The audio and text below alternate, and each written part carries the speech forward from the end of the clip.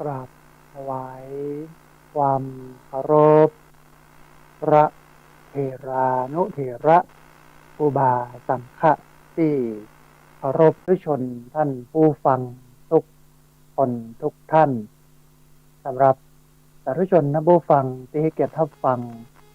รายการธรรมาภิวัตน์อันเป็นรายการวิทยุเพื่อการเผยแผ่พระพุทธศาสนาส่งเสริมการศึกษาและพัฒนาสังคมรายการนี้รับผิดชอบโดยอาตมาภาพพระสาธิตธีระปัญโยผู้อำนวยการสถาบันธรรมาภิวัตน์สถาบันเพื่อเผยแผ่พระพุทธศาสนาส่งเสริมการศึกษาและพัฒนาสังคมตั้งอยู่ณที่พักสงฆ์สถาบันธรรมาภิวัตน์บ้านซบเตินตำบลซบปาดอำเภอแม่เมาะจังหวัดลำปางรายการนี้ออกอากาศทุกวันอังคารตั้งแต่เวลา4-5ไปจนถึง7 โมงเมื่อเจ้า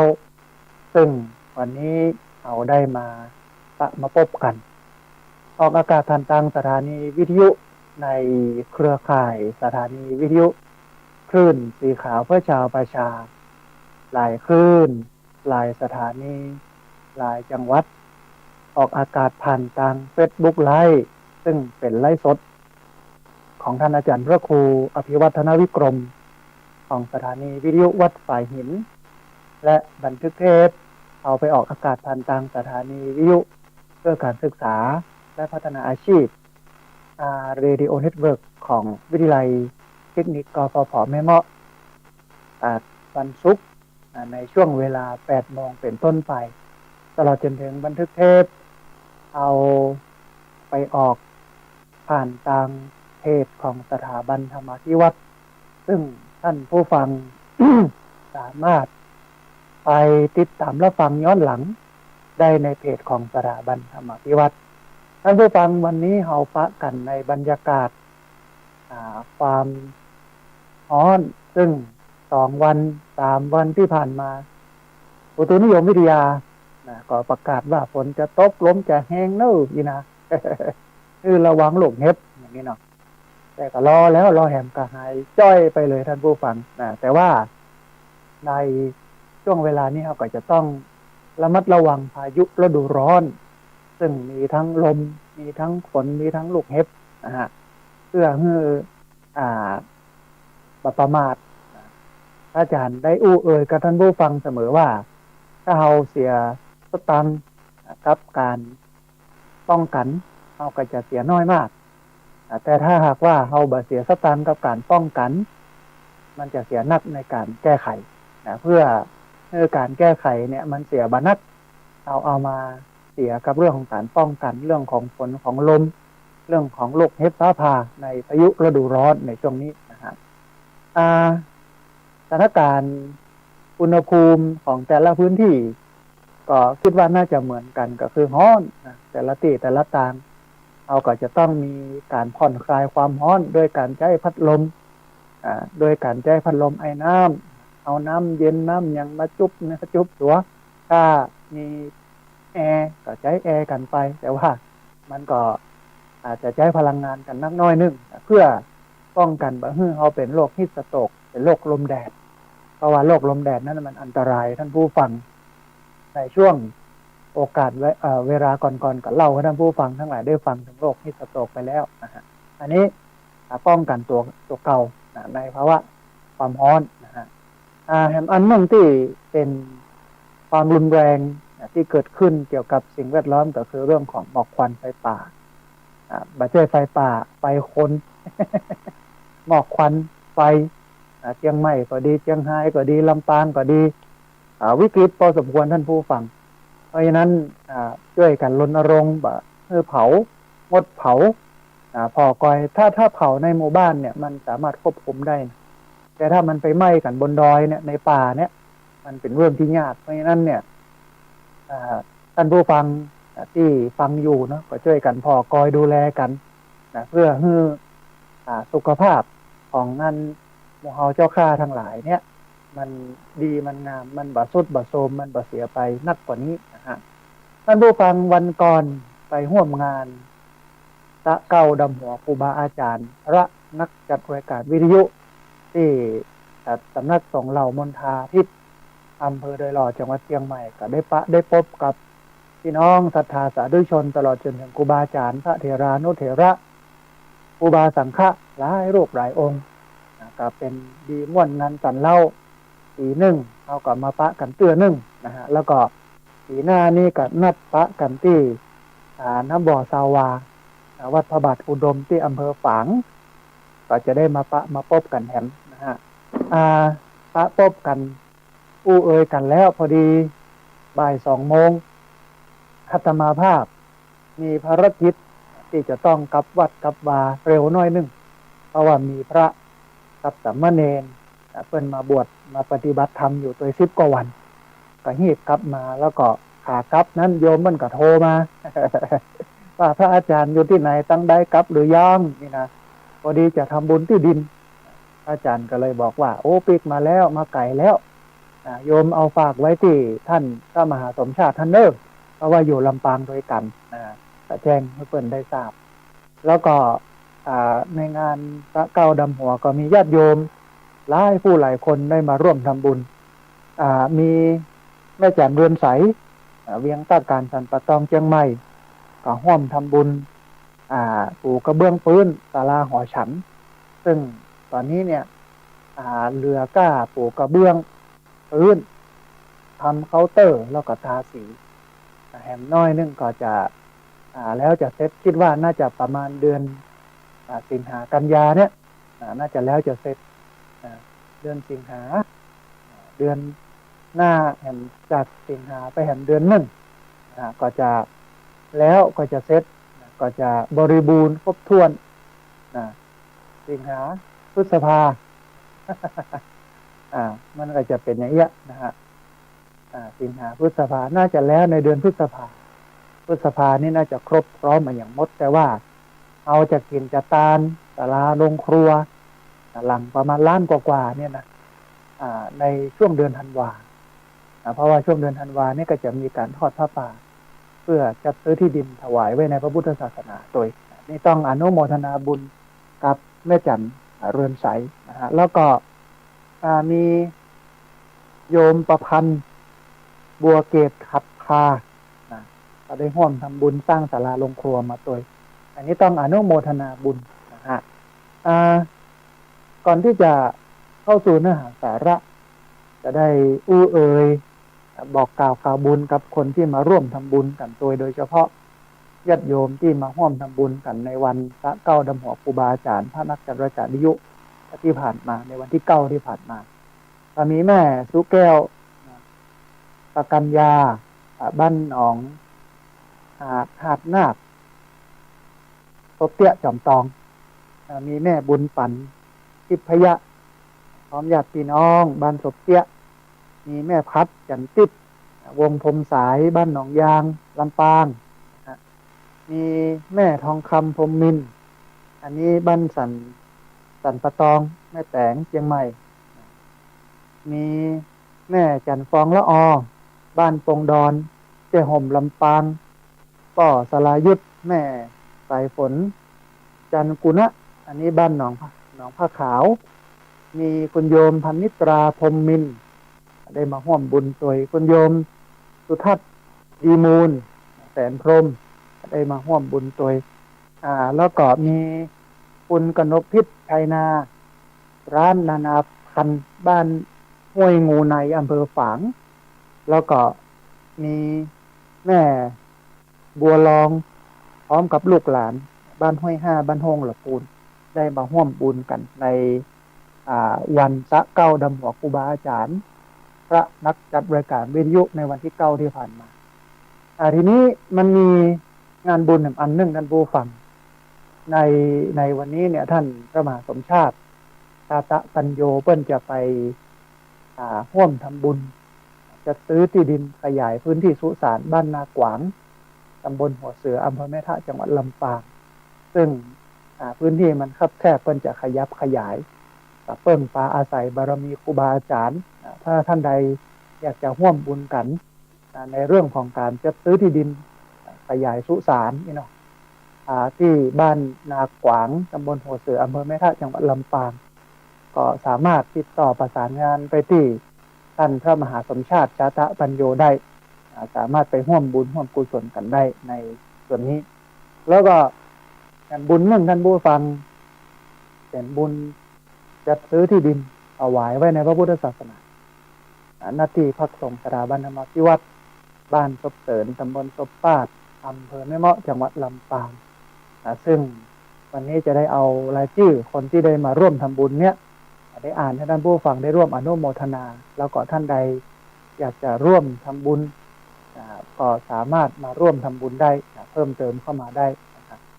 ในกรณีนี้ที่ผ่านมาเนี่ยได้ประกาศบอกกล่าวกับท่านผู้ฟังประจำทุกวันอังคารตอนนี้ญาติโยมได้มาร่วมทำบุญตอนนี้เนี่ยที่ดินเนี่ยราคาประมาณ390,000หรือว่า400,000แล้วก็ปรับปรุงแห่ง100,000นะฮะประมาณ500,000 กว่าบาทใช้งบประมาณโดยประมาณแต่ว่าตอนนี้จ่ายไปแล้ว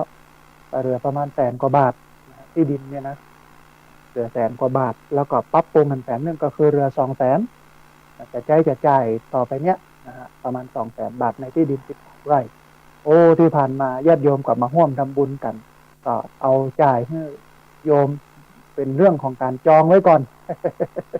จองที่ดินละซื้อแต่นะนะแล้วก็แฮมประมาณ100,000เนี่ยก็จะเอาซื้อทีหลังถ้าได้ครบก็คิดว่าแฮมเมินอยู่ดีนะ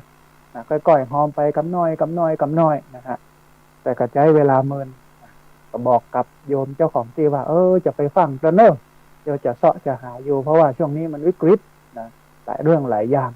แล้วก็แฮม100,000เนี่ยเอาไว้ปรับปรุงพื้นที่เอารถไถเข้าเอารถแมคโครเข้าทำหัวทำเท้า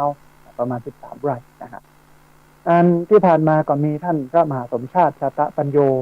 แม่คำแต้มคมได้ร่วมบุญมามีคุณโยมขจรแม่ขจรสารพีพร้อมด้วยครอบครัวซึ่งมีคุณโยมอุดมสารพีคุณโยมรัตนาพรสารพีคุณโยมนวรัตน์สารพีดอยสะเก็ดเชียงใหม่ก็อินเอี่ยมแม่ทัศนีเมงทองมีป้อกำนันอัญพัฒน์ปาเขื่อนตะป้อนันอนันต์ตันแก้วพระอภิเดชจันทมโนแม่บัวลอยศรีวงศ์แม่สังไวยพุทธาคุณโยมทองเจือสุยาอินคุณโยมประภัสสอนสุยาอินแม่ทอยกัดนัดคุณโยมซุปคุณโยมจินดาใจยามีคุณโยมสุภาอุปนันท์100 ปีประยุทธ์แม่สายชนพุกทองแม่บุญมีวงดีแม่นวลแก้วทาแม่อัมพรคำแสงก็บุญชูแม่รัตดากาวิราชัยแม่อัญชรีคุณโยมนาราศักดิ์คำรมก็เสรีแม่สดใสวิจิตรโรธรแม่ระวิวันคุณโยมสิรินลดาคุณโยมอเนนชาชัยโสคุณโยมตันยงคุณโยมสมทนะณลำปางก็ฉไนไทยรินแม่ทองคำไทยรินคุณโยมสีทองดีคุณโยมนำทองดีคุณโยมนิพาทองดีคุณโยมโอภาสพินโยคุณโยมกนิกาพินโยคุณโยมสาริกาพินโย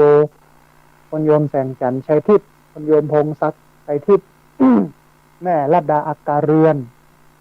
แม่สุแก้วคำอ้วนแม่หวดจันทร์สุปุ๊กแม่แต้มอุปนันท์แม่มีชัยพินโยคุณโยมชุลิตาเมากาวินคุณโยมกมลพรมูลจันทร์แม่บัวสวนดอกคุณโยมประนอมเปี้ยสายคุณโยมปฏิภาณเจ้าพิมาย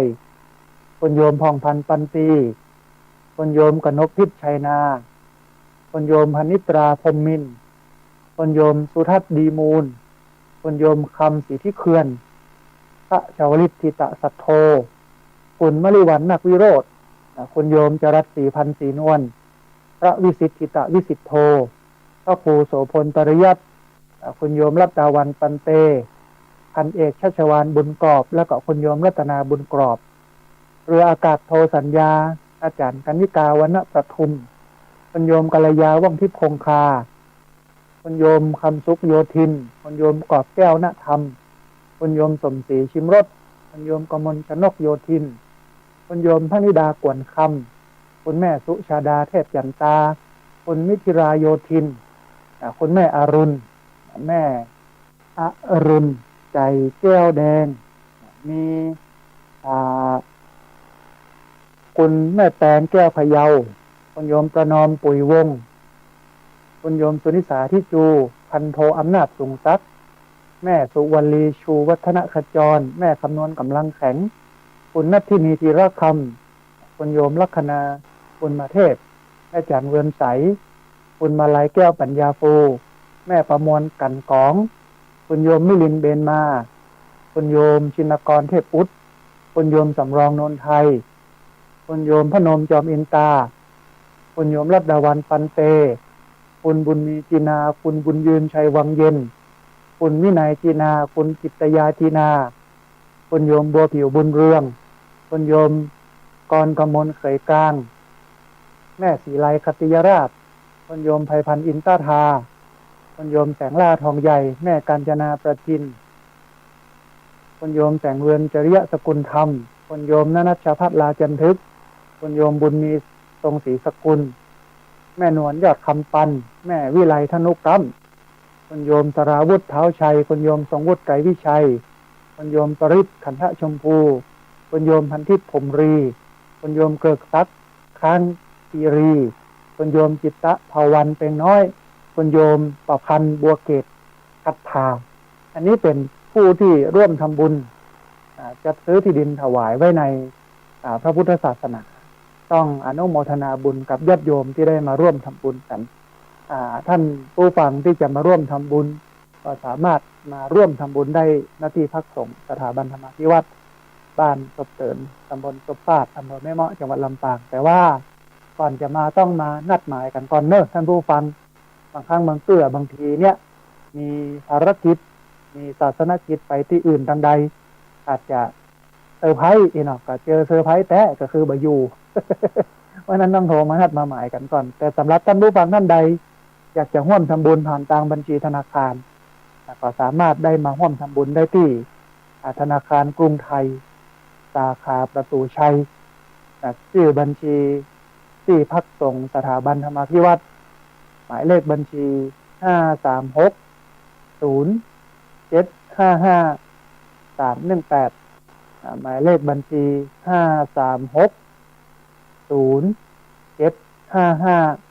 318เป็นธนาคารกรุงไทยสาขาประตูใจชื่อบัญชีที่พักสงฆ์สถาบันธรรมาภิวัตรหมายเลขบัญชี5360755 อันนี้ก็เป็นข่าวบุญที่เอามาให้ท่านผู้ฟังได้ร่วมอนุโมทนา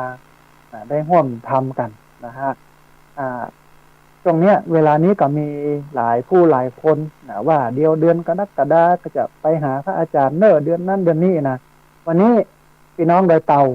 อำเภอดอยเต่าจังหวัดเชียงใหม่ก็จะมาสะเก้าดำหัวมาแอวมาแหวงหากันท่านผู้ใหญ่บ้าน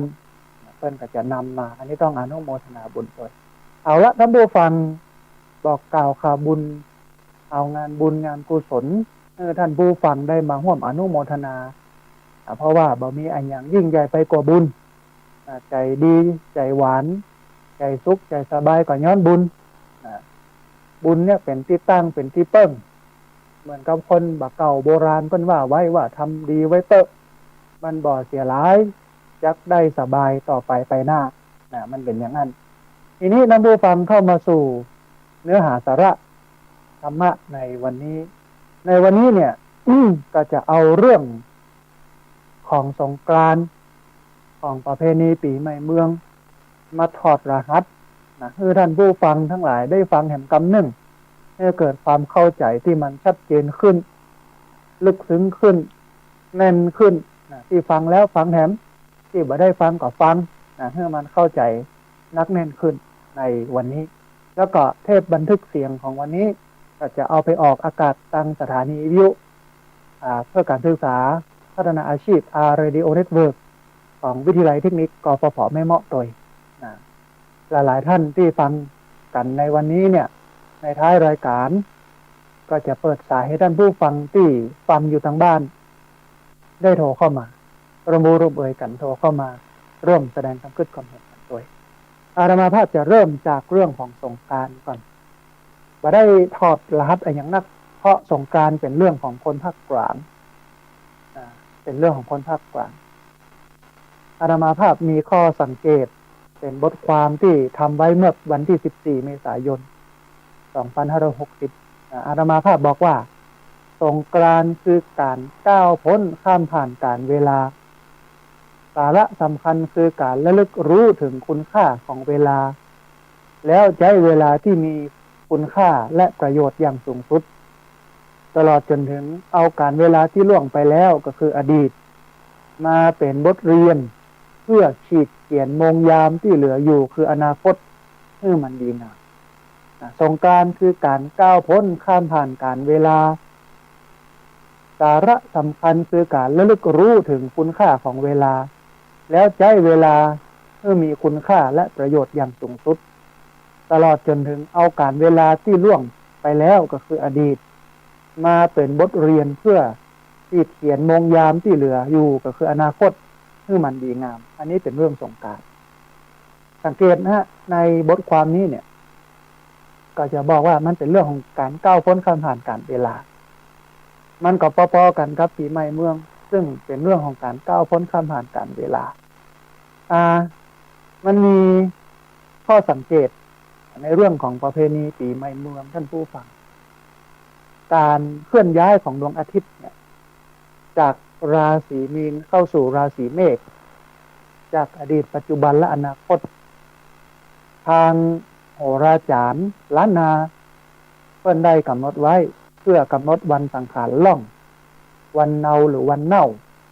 แล้วก็วันพยาวันตลอดจนถึงวันปากปีวันปากเดือนวันปากวันซึ่งตรงกันกับการคำนวณของโหรหลวงทุกประการดังต่อไปนี้ท่านผู้ฟังในปีพุทธศักราช2401ปี2401ถึง2402 2442ขออภัยนะฮะ2401ถึง2442รวม41ปีวันที่12เมษายนเป็นวันสังขารล่องวันที่13เมษายนเป็นวันเนาหรือวันเน่าวันที่14เมษายนเป็นวันพยาวันรวมกันอยู่ประมาณสัก41ปีแล้วต่อมาเมื่อปี2443ไปจนถึง2555รวม113ปี113ปีจากปี2443ถึง2555เป็นระยะเวลา113ปีวันที่13เมษายนเป็นวันสังขารล่องวันที่14เมษายนเป็นวันเน่าหรือวันเนาวันที่15เมษายนนี่เป็นวันพยาวันเฮาอยู่กับวันที่13 14 15เนี่ยมาเป็นระยะเวลา113ปีเมินนานฐานเปล่าพอสมควรท่านผู้ฟังแล้วทีนี้เมื่อปีพศ2556ถึงปี2585รวม30ปีอันนี้เป็นช่วงระยะเวลาที่สั้น30ปีเนี่ยคือตั้งแต่ปี2556ถึง2585รวม30ปีเนี่ยวันที่14เมษายนเป็นวันสังขารล่องวันที่15เมษายนเป็นวันเน่าหรือวันเนาวันที่16เมษายนเป็นวันพยาวันจะเป็นอย่างนี้ไปจนถึงปีพุทธศักราช2585หรือแห่ง19ปีตั้งหน้าจะเป็นอย่างเงี้ยวันที่14เมษายนเป็นวันสังขารล่อง15เมษายนเป็นวันเนาหรือวันเน่า16เมษายนเป็นวันพยาวันจะเป็นอย่างนี้แต่ทั้งนี้ทั้งนั้นเฮาคุ้นชินกับ13 14 15เป็นเวลาอยู่113ปีถ้าเฮาสะดวกจะเอา13 14 15ก็ได้ไม่ได้มีปัญหาอะไรอย่างเพราะว่าวันเวลาคนเป็นคนกำหนดขึ้นคนเป็นคนขีดเขียนแปลงขึ้นมาเอาความพร้อมของเราว่าเลิกดียามดีมีที่ไหนนอกจากความพร้อมของเราพร้อมเมื่อใดเนี่ยเมื่อนั้น หรือจะเอาให้มันถูกตามแบบตามเบ้าที่เปิ้นวางระบบไว้ก็14 15 16อันนี้ตำราโหรหลวงแล้วก็ตำราโหรทุกโหรนักโหราศาสตร์โหราจารย์เปิ้นระบุไว้ตรงกันว่า14เป็นวันสังหารล่อง15เป็นวันเนาหรือวันเน่า16เมษายนเป็นวันพยาวันแต่ทั้งนี้ทั้งนั้น ก็ขึ้นอยู่กับความพร้อมของแต่ละที่นะของแต่ละชุมชนของแต่ละพื้นที่ที่เนี่ยกันทำกันจะเอาวันไหนอย่างใดก็ได้แล้วแต่ความสะดวกสบายอันนี้เป็นอันหนึ่งนะครับทีนี้ท่านผู้ฟังมาถึงเรื่องของ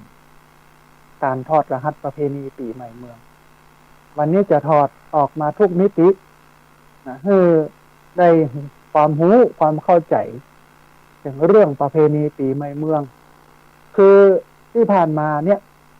ย้อนเราบอกรู้ว่าประเพณีปีใหม่เมืองคืออะไรอย่างคือประเพณีปีใหม่เมืองผู้เฒ่าผู้แก่ก็บ่มีความรู้และเด็กละอ่อนก็บ่มีความรู้มันก็เลยไปกันคิดต่างเป็นการทำให้ประเพณีที่มันดีมันงามที่บรรพบุรุษคนบักเก่า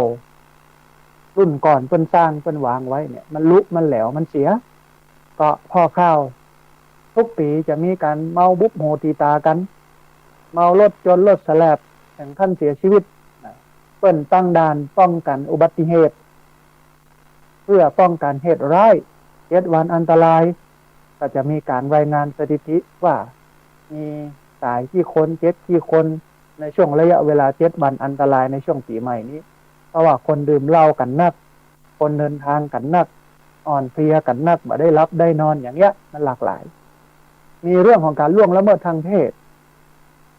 มีการโป๊เปลือยสารพัดที่มันเกิดขึ้นกับปีใหม่เมืองซึ่งมันบ่ใช่ที่บ่ใช่ประเพณีบ่ใช่วัฒนธรรมและที่สำคัญคือมันทำลายที่ทำลายประเพณีทำลายวัฒนธรรมของปีใหม่เมืองลุแหลวไปเหี่ยมดเหี่ยเสียม วันก่อนได้ใน รายการวิทยุกับท่านอาจารย์พระครูโสพลปริยัติอาจารย์พระครูโสพลก็บอกว่า ฝรั่งเนี่ยเปิ้นมาบ้านเฮาเปิ้นก็ต้องการหันวัฒนธรรมที่ดีที่งามบักเก่าบักแก่บักเกี้ยของบ้านเฮาแต่คนบ่เดียวบ่มีให้พ่อบ่มีให้หันมันแทบจะบ่ค่อยมีเลยเพราะฉะนั้นวันนี้เราจำเป็นต้องมาพลิกฟื้นให้มันกลับคืนมาแต่ว่าก่อนจะพลิกฟื้นนั้นต้องมาเข้าใจประเพณีปีใหม่เมืองก่อนเพราะฉะนั้นวันนี้ก็เลยพาท่านผู้ฟังมาถอดรหัสประเพณีปีใหม่เมืองอันแรกพูดถึงเรื่องความสำคัญ ของประเพณีปีใหม่เมืองก่อนท่านผู้ฟังประเพณีปีใหม่เมืองอย่างที่เฮาฮู้เฮาหันกันอยู่ในปัจจุบันนี้จะมีอายุมาเมินนานสักมอกใดเนี่ยสุดที่จะฮู้ได้ท่านผู้ฟังเฮารับฮู้กันแต่ว่ามันมีมาเมินมานานแล้วจนยอมรับกันว่าเป็นประเพณีสำคัญประเพณีหนึ่งของคนเมืองหรือว่าคนล้านนาปีใหม่เมืองเนี่ยก็คือปีใหม่ของคนล้านนาคนล้านนาซึ่งเป็นกลุ่มชนที่อยู่ในเขต8 จังหวัดภาคเหนือตอนบนได้แก่พี่น้องเชียงใหม่ลำพูนลำปางแพร่น่านพะเยาเชียงรายแล้วก็แม่ฮ่องสอนคนใน8 จังหวัดภาคเหนือตอนบนเนี่ยมองว่าคนเมืองหรือว่าคนล้านนาประเพณีปีใหม่เมืองไม่ใช่เฉพาะคนเมืองหรือคนล้านนาจะทำกันเท่าอันนะท่านผู้ฟังคนในประเทศจีนใน12 ปันนาเพิ่นก็มีประเพณีปีใหม่เมืองในประเทศลาวเพิ่นก็มีประเพณีปีใหม่เมืองในเขมรประเทศกัมพูชาเพิ่นก็มีปีใหม่เมืองคือ มันมีเกือบทุกที่แต่ว่าวันเวลามันตรงกันหมดนะฮะแต่ว่าสาระสำคัญบางเรื่องบางอย่างมันจะแตกต่างออกไปตามพื้นที่ตามประเทศก็อันบ่ได้ทีนี้ความสำคัญของประเพณีปีใหม่เมืองที่มีต่อคนเมืองนั่นเนี่ยมีนักหนาจารีท่านผู้ฟังหลายข้อหลายประการ อาตมาภาพก็จะแยกเป็นข้อเพื่อได้ฮู้เพื่อได้หันกันความสำคัญของประเพณีปีใหม่เมืองข้อแรกเลยซึ่งเป็นข้อสำคัญที่เขาฮ้องกันว่าประเพณีปีใหม่เมืองนี่ก็คือมันเป็นการเปลี่ยนปีท่านผู้ฟังการนับปีศักราชที่นิยมกันในหมู่ล้านนาเนี่ยจะมีอยู่2อย่างคือพุทธศักราชแล้วก็จุลศักราชนับ2อย่างพุทธศักราชกับจุลศักราชการนับปีพุทธศักราชเนี่ยเริ่มต้นนับตั้งแต่ปีที่พระพุทธเจ้าปรินิพพานก็คือตายปีที่พระพุทธเจ้าตายเพิ่นก็เอาปีที่พระพุทธเจ้าตายเนี่ยมานับเป็นพุทธศักราชที่1แสดงว่าตอนนี้พระพุทธเจ้าตายไปแล้ว 2,566 ปีส่วนการนับปีจุลศักราชเริ่มนับแต่เนี่ยเมื่อปี 1182 โดยพระเจ้าโพพาสารหันกษัตริย์ชาวพม่าเพิ่นเป็นคนเริ่มนับปีจุลศักราชซึ่งเริ่มนับกันเมื่อปี 1182 ความเป็นมาของจุลศักราชก็มีอยู่ว่าพระสังฆราชพระนามว่าปุถุโสรหันเมื่อศึกจากสมณเพศก็คือศึกจากความเป็นตุเจ้าพระสงฆ์แล้วก็ได้ชิงราชสมบัติเป็นกษัตริย์ลำดับที่19ในราชวงศ์สมุทรฤทธิ์ในประเทศพุกามก็คือประเทศพม่าได้บัญญัติจุลศักราชขึ้นเมื่อปีพุทธศักราช 1182 กำหนดแรกบัญญัติตั้งแต่วันที่พระพุทธเจ้าปฏิพานไปแล้วประมาณ 1,181 ปีจุลศักราช1ก็ตรงกับปีพุทธศักราช 1,182 ดังนั้นจุลศักราชเนี่ยจึงน้อยกว่าพุทธศักราช 1,181 ปีน้อยกว่าพุทธศักราชเนี่ย 1,181 ปีมันมี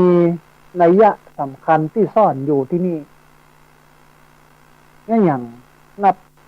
จุลศักราชในปี 1181 อาตมาภาพไปสืบค้นมากับปะว่าคนพม่าในยุคนั้นสมัยนั้นโดยเฉพาะพระเจ้าปุถุโสรหันเนี่ยเปิ้นศรัทธาในพระพุทธศาสนาพระเจ้าโพพาสารหันหรือพระเจ้าปุถุโสรหันเนี่ยเปิ้นศรัทธาในพระพุทธศาสนาเปิ้นได้ไปเรียนรู้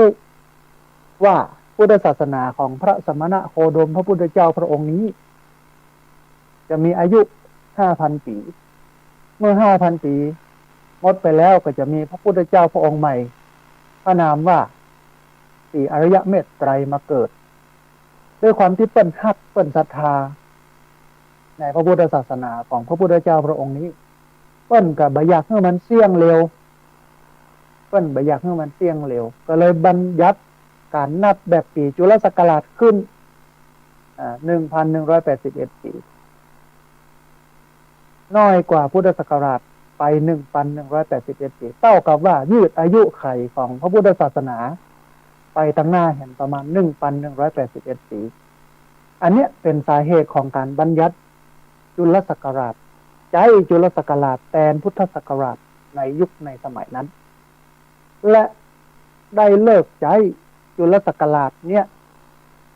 ในสมัยรัชกาลที่5โดยเปลี่ยนหน่วยนับจากจุลศักราชเป็นพุทธศักราชเพื่อความเป็นสากลเมื่อจุลศักราช 1,250 โดยรัชกาลที่5เนี่ยก็ได้มีประกาศให้ใช้ปีพุทธศักราชแทนปีจุลศักราชใหม่ว่ามีพระบรมราชโองการดำรัสเหนือเกล้าสั่งว่าด้วยทรงพระราชดำริถึงวิธีนับวันเดือนที่ใช้กันอยู่ในสยามมณฑลในสมัยรัชกาลที่5เนี่ยประเทศไทยเพิ่นฮ้องว่าประเทศสยามและที่ใช้ในประเทศน้อยใหญ่เป็นอันมากในโลกนี้ เป็นวิธีต่างกันอยู่นักคือกล่าวโดยย่อก็เป็นวิธีใจตามจันทรคติก็คือการนับวันเดือนปีตามพระจันทร์ขึ้นพระจันทร์ลงพระจันทร์ขึ้นพระจันทร์ลงกัน1 วันจันทร์ขึ้นจันทร์ลงกัน1 วันอย่างหนึ่งและสุริยคติก็คือการนับพระอาทิตย์ขึ้นเจ้าแรงอย่างหนึ่งการนับ2 อย่างเนี่ยมันต่างกันจันทรคติกับสุริยคติสมัยตะก่อนเปิ้นบ่ใช่มีปฏิทินเปิ้นบ่ใช่มีนาฬิกาเปิ้นก็เอาพระอาทิตย์ขึ้นพระอาทิตย์ลงเนี่ยอันนี้เจ้าละอันนี้ค่ำละเอาพระจันทร์ขึ้นพระจันทร์ลงการนับพระจันทร์ขึ้นพระจันทร์ลงเนี่ยก็ฮ้องว่าจันทรคติอย่างที่เฮาพอพระจันทร์กันน่ะข้างขึ้นข้างแรมอย่างเงี้ยและสุริยคตินับต่างกันจึงทรงพระราชดำริว่าวิธีนับวันเดือนปีอย่างดีที่สุดนั้นควรจะประกอบด้วยเหตุอันควร3 ประการ1ให้ถูกต้องใกล้ชิดกับฤดูกาล2ให้มีประมาณอันเสมอบ่นักบ่น้อยไปกว่ากันนัก3ให้คนทั้งปวงรู้ง่ายทั่วไปดีกว่าอย่างอื่นด้วยเหตุ3 ประการนี้เนี่ยจึงสมควรที่จะใช้ในที่ชุมชนคือชาวบ้านทั้งหลายทั้งปวงผลประกาศฉบับนี้ท่านผู้ฟังศักราชที่เคยใช้มาก่อนทั้งมวลเป็นอันงดใช้ก็คือจุลศักราชเนี่ยงดใช้มาใช้พุทธศักราชระยะแรกถึงแม้จะมีการเปลี่ยนหน่วยนับศักราชจากจุลศักราชเป็นพุทธศักราชก็เป็นการเปลี่ยนเพียงแค่ในระบบบริหารราชการแผ่นดินในเมืองหลวงเท่านั้นแต่ตามหัวเมืองที่อยู่ห่างไกลแต่ยังคงใช้จุลศักราชเป็นหน่วยนับปีศักราชอยู่โดยเฉพาะอย่างยิ่งหัวเมืองเหนือที่เป็นประเทศสราชอย่างล้านนาประเทศเพราะล้านนาประเทศเนี่ยเป็นประเทศที่มีเจ้าผู้ครองนครปกครองลูกเจ้าหลวงมีภาษาเป็นของตัวเก่าคือภาษาเมืองมีอักษรตัวเมืองเป็นของตัวเก่าโลกมีความยิ่งใหญ่มีวัฒนธรรมมีประเพณีมีจารีตฮีดฮอยเป็นของตัวเก่าล้านนาประเทศ8 จังหวัดภาคเหนือตอนบนเชียงใหม่ลำพูนลำปางแม่น่านพะเยาเชียงรายแม่ฮ่องสอนดังนั้นด้วยเหตุนี้เนี่ยจึงทำให้คนเมืองหรือว่าคนล้านนาเนี่ยท่านผู้ฟังใช้จุลศักราชที่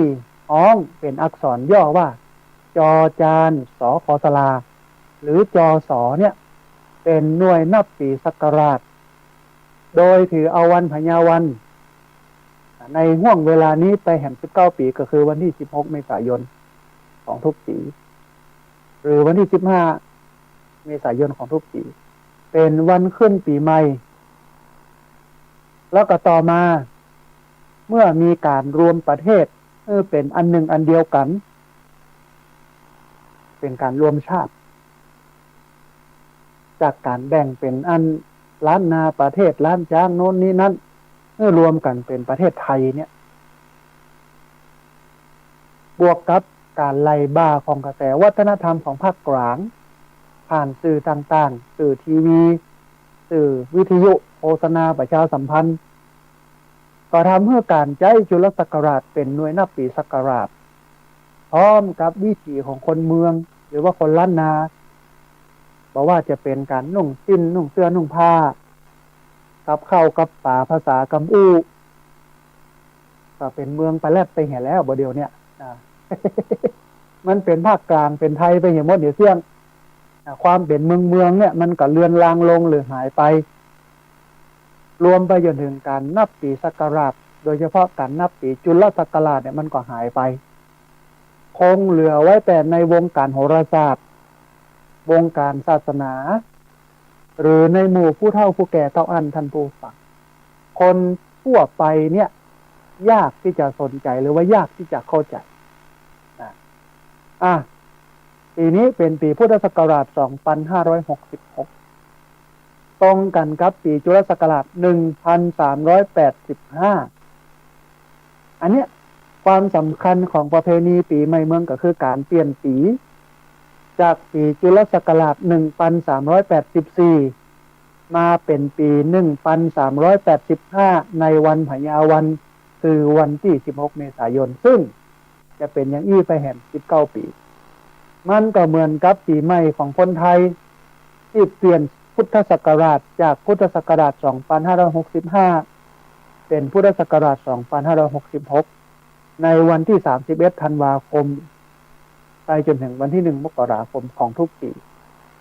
นี่คือความสำคัญคือสาระสำคัญคือเรื่องราวของประเพณีปีใหม่เมืองคือการเปลี่ยนศักราชจากจุลศักราช1ไปสู่จุลศักราช1คือจากจุลศักราช1384ไปเป็นจุลศักราช1385ของคนเมืองซึ่งจะเปลี่ยนกันในวันพญาวันคือวันที่16เมษายน19ปีต่อไปทั้งหน้านี่คือสาระสำคัญท่านผู้ฟังปีใหม่เมืองปีใหม่เมืองอันเนี้ยปีใหม่เมืองอันนี้คือข้อแรกสาระสำคัญของประเพณีปีใหม่เมืองอันที่สองท่านผู้ฟังเป็นการเตือนตัวเก่าเป็นการเตือนตัวเก่าเพราะวันเดือนปีมันเคลื่อนมันเลื่อนจาก1384เป็น1385การเปลี่ยนปีเนี่ยมันเป็นการที่ทำให้อายุของคนเฮามันเพิ่มนักขึ้นแก่ไปแห่งปีละเข้าไปแห่งปีละการที่อายุเพิ่มขึ้นเนี่ยจะเป็นการย้ำเตือนให้คนเมืองรู้ถึงความเปลี่ยนแปลงของวัยให้คนเมืองเนี่ยรู้ถึงการเปลี่ยนแปลงของวัยมีวัยไหนพ้องละอ่อนจะรู้สึกว่าโอ้หมู่เขาเนี่ยใหญ่ขึ้นเป็นคนหนุ่มคนสาวเนอะแห่งปีนึงละซึ่งเป็นวัยที่มีพลังนักวัยเนี้ยหรือเป็นวัยที่จะทำสิ่งต่างๆได้นักบอกว่าในแง่ดีเนี่ยบอกว่าในแง่เสียดังนั้นคนในวัยนี้เนี่ยควรนำเอาพลังที่มีอยู่เนี่ยไปใช้ในทางสร้างสรรค์ก่อคุณหรือว่าประโยชน์ให้กับสังคมมากกว่าจะไปก่อทุกข์ก่อโทษให้กับสังคมละอ่อนต้องมีกำกึดนักขึ้นเป็นคนใหญ่นักขึ้นเพราะว่าอายุเพิ่มขึ้นแห่งปีนึงอันนี้คือละอ่อนหนุ่มสาวจะรู้สึกตัวเก่าว่าโอ้คนหนุ่มคนสาวนี่เป็นคนใหญ่นักขึ้นนั่นก็หมายถึงการที่จะต้องมีความรับผิดชอบนักขึ้นมีความอดทนนักขึ้นมีเหตุผลนักขึ้นสรุปแล้วก็คือจะต้องมีกำกึดนักขึ้นหนุ่มสาวเนี่ยก็จะแก่ไปแห่งปีนึงก็ขึ้นเป็นคนใหญ่มันต้องมีกำกึดนักขึ้นเพราะคนใหญ่เนี่ยบัจเจใหญ่ก็ตัวบัจเจใหญ่ก็อายุแต่มันใหญ่ด้วยกำกึด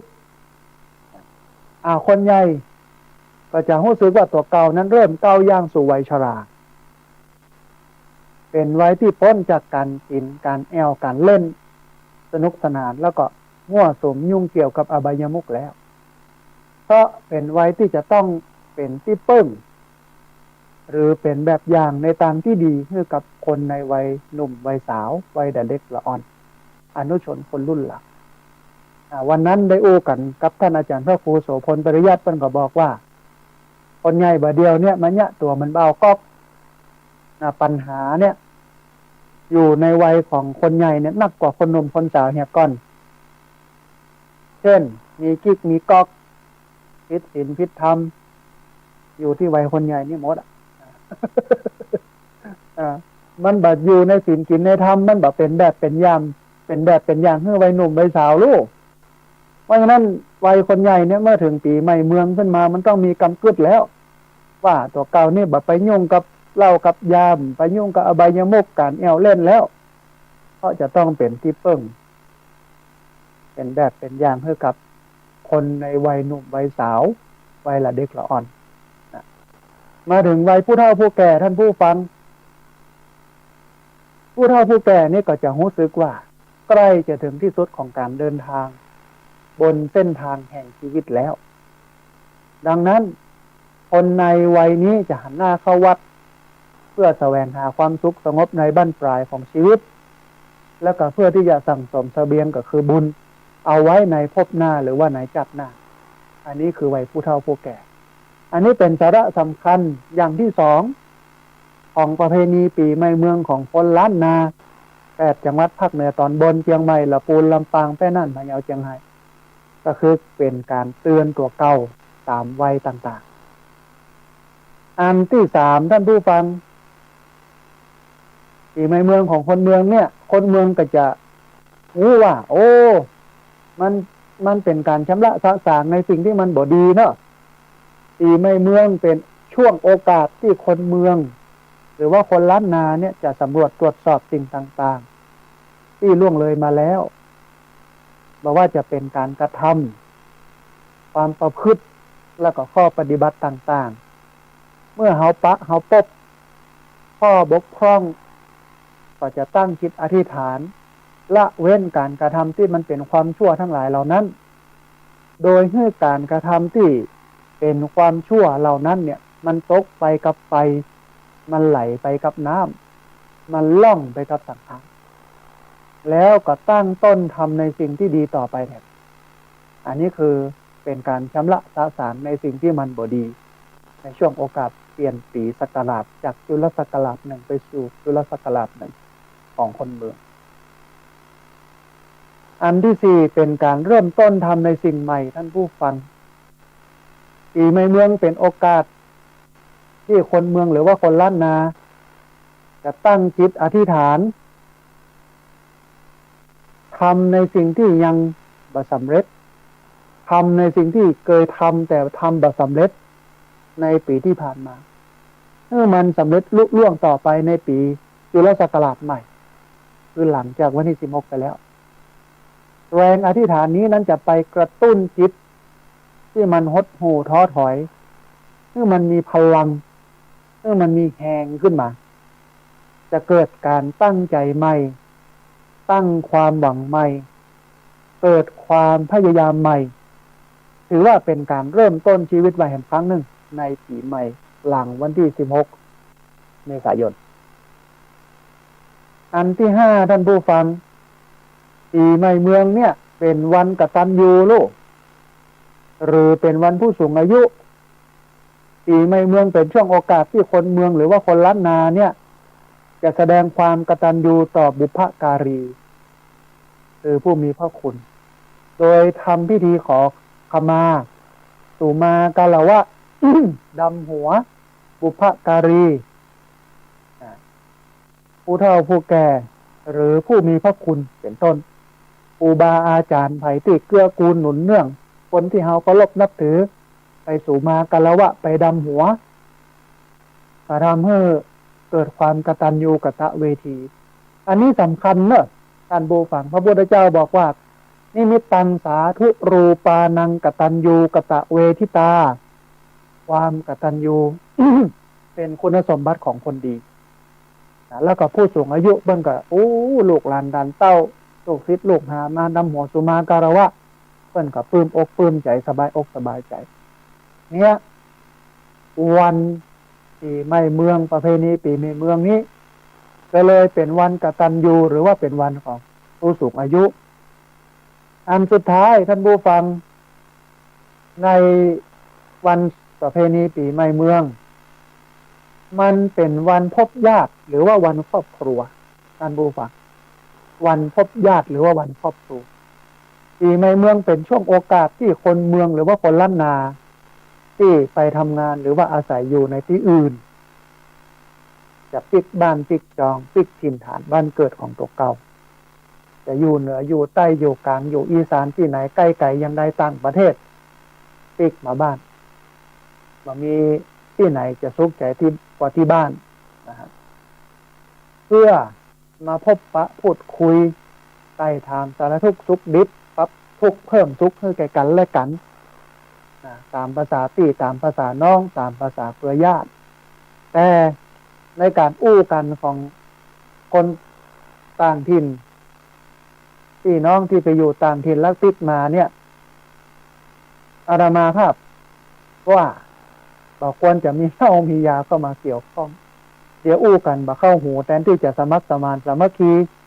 ที่ ที่หูสองน้องหูหนึ่งพริกมีบ้านเหนือเกลือมีบ้านใต้ถ้าจะใครมีบ้านพี่บ้านน้องเนี่ยมันจะเกิดเรื่องย้อนเมาเนี่ยขาดสติเนี่ยมันจะบุบโหตีตามมันจะฆ่าจะแกงกันย้อนเหล้าย้อนยาเนี่ยแต่ถ้าบอกมีเหล้ามียามีกับข้าวลำๆเนี่ยเอามาสู่กันอู้กันตามภาษาพี่ภาษาน้องปรับทุกเพิ่มสุขให้แก่กันและกันโอ้มันจะดีจะงามปันใดเนาะท่านผู้ฟังเนาะอันนี้คือ คุณค่าแล้วก็ความหมายของประเพณีปีใหม่เมืองซึ่งได้สรุปสาระสำคัญให้ท่านผู้ฟังทั้งหลายได้ฟังครับทีนี้ มันเนี่ยอย่างหนึ่งคือกิจกรรมของคนเมืองในช่วงปีใหม่เมืองในช่วงปีใหม่เมืองคนเมืองมีกิจที่จะต้องทำหรือมีประเพณีที่จะต้องปฏิบัติลักษณะจารีหลายประการตามวันต่างๆในช่วงเทศกาลปีใหม่เมืองซึ่งสามารถสรุปได้ดังต่อไปนี้วันแรกของประเพณีปีใหม่เมืองก็คือวันสังขารล่องวันสังขารล่องวันสังขารล่องนี่เป็นวันแรกของประเพณีปีใหม่เมือง ส่วนใหญ่เนี่ยจะเริ่มต้นตั้งแต่เที่ยงคืนของวันที่12หรือวันที่13หรือวันที่14เมษายนของทุกปีแต่ว่าในห่วงระยะเวลาตั้งแต่นี้เป็นต้นไปจนถึง19ปีตั้งหน้าเนี่ยวันสังขารล่องจะเป็นวันที่14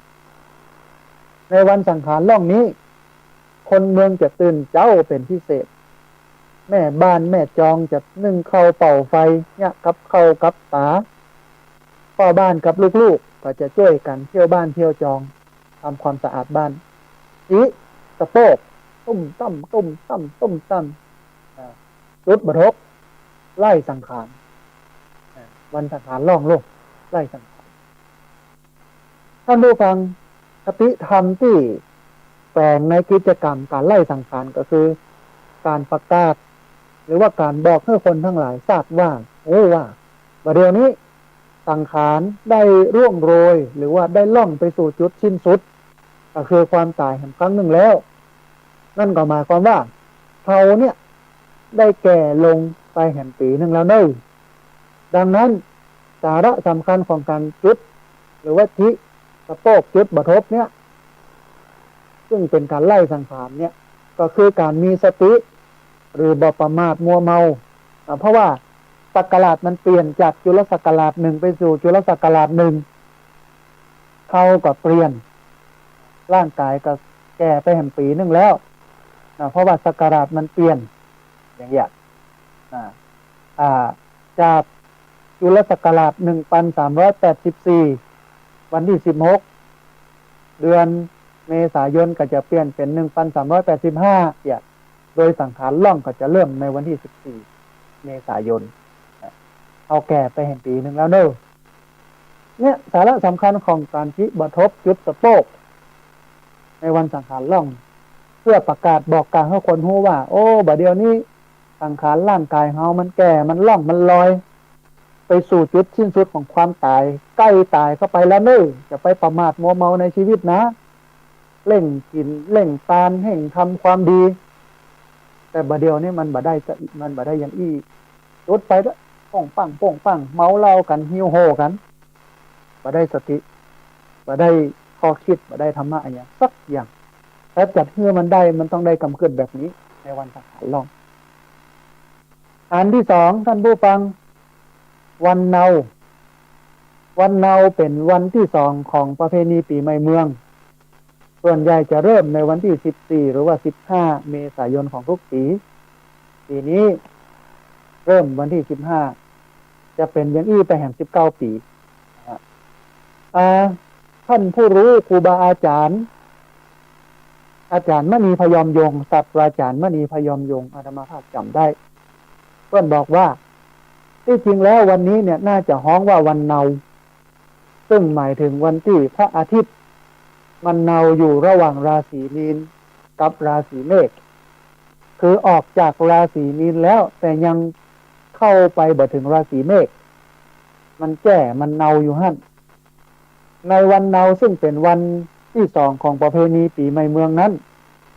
คนเมืองจะงดเว้นการด่าทอ หรือว่าการใช้ถ้อยคำที่มันหยาบคายต่อกัน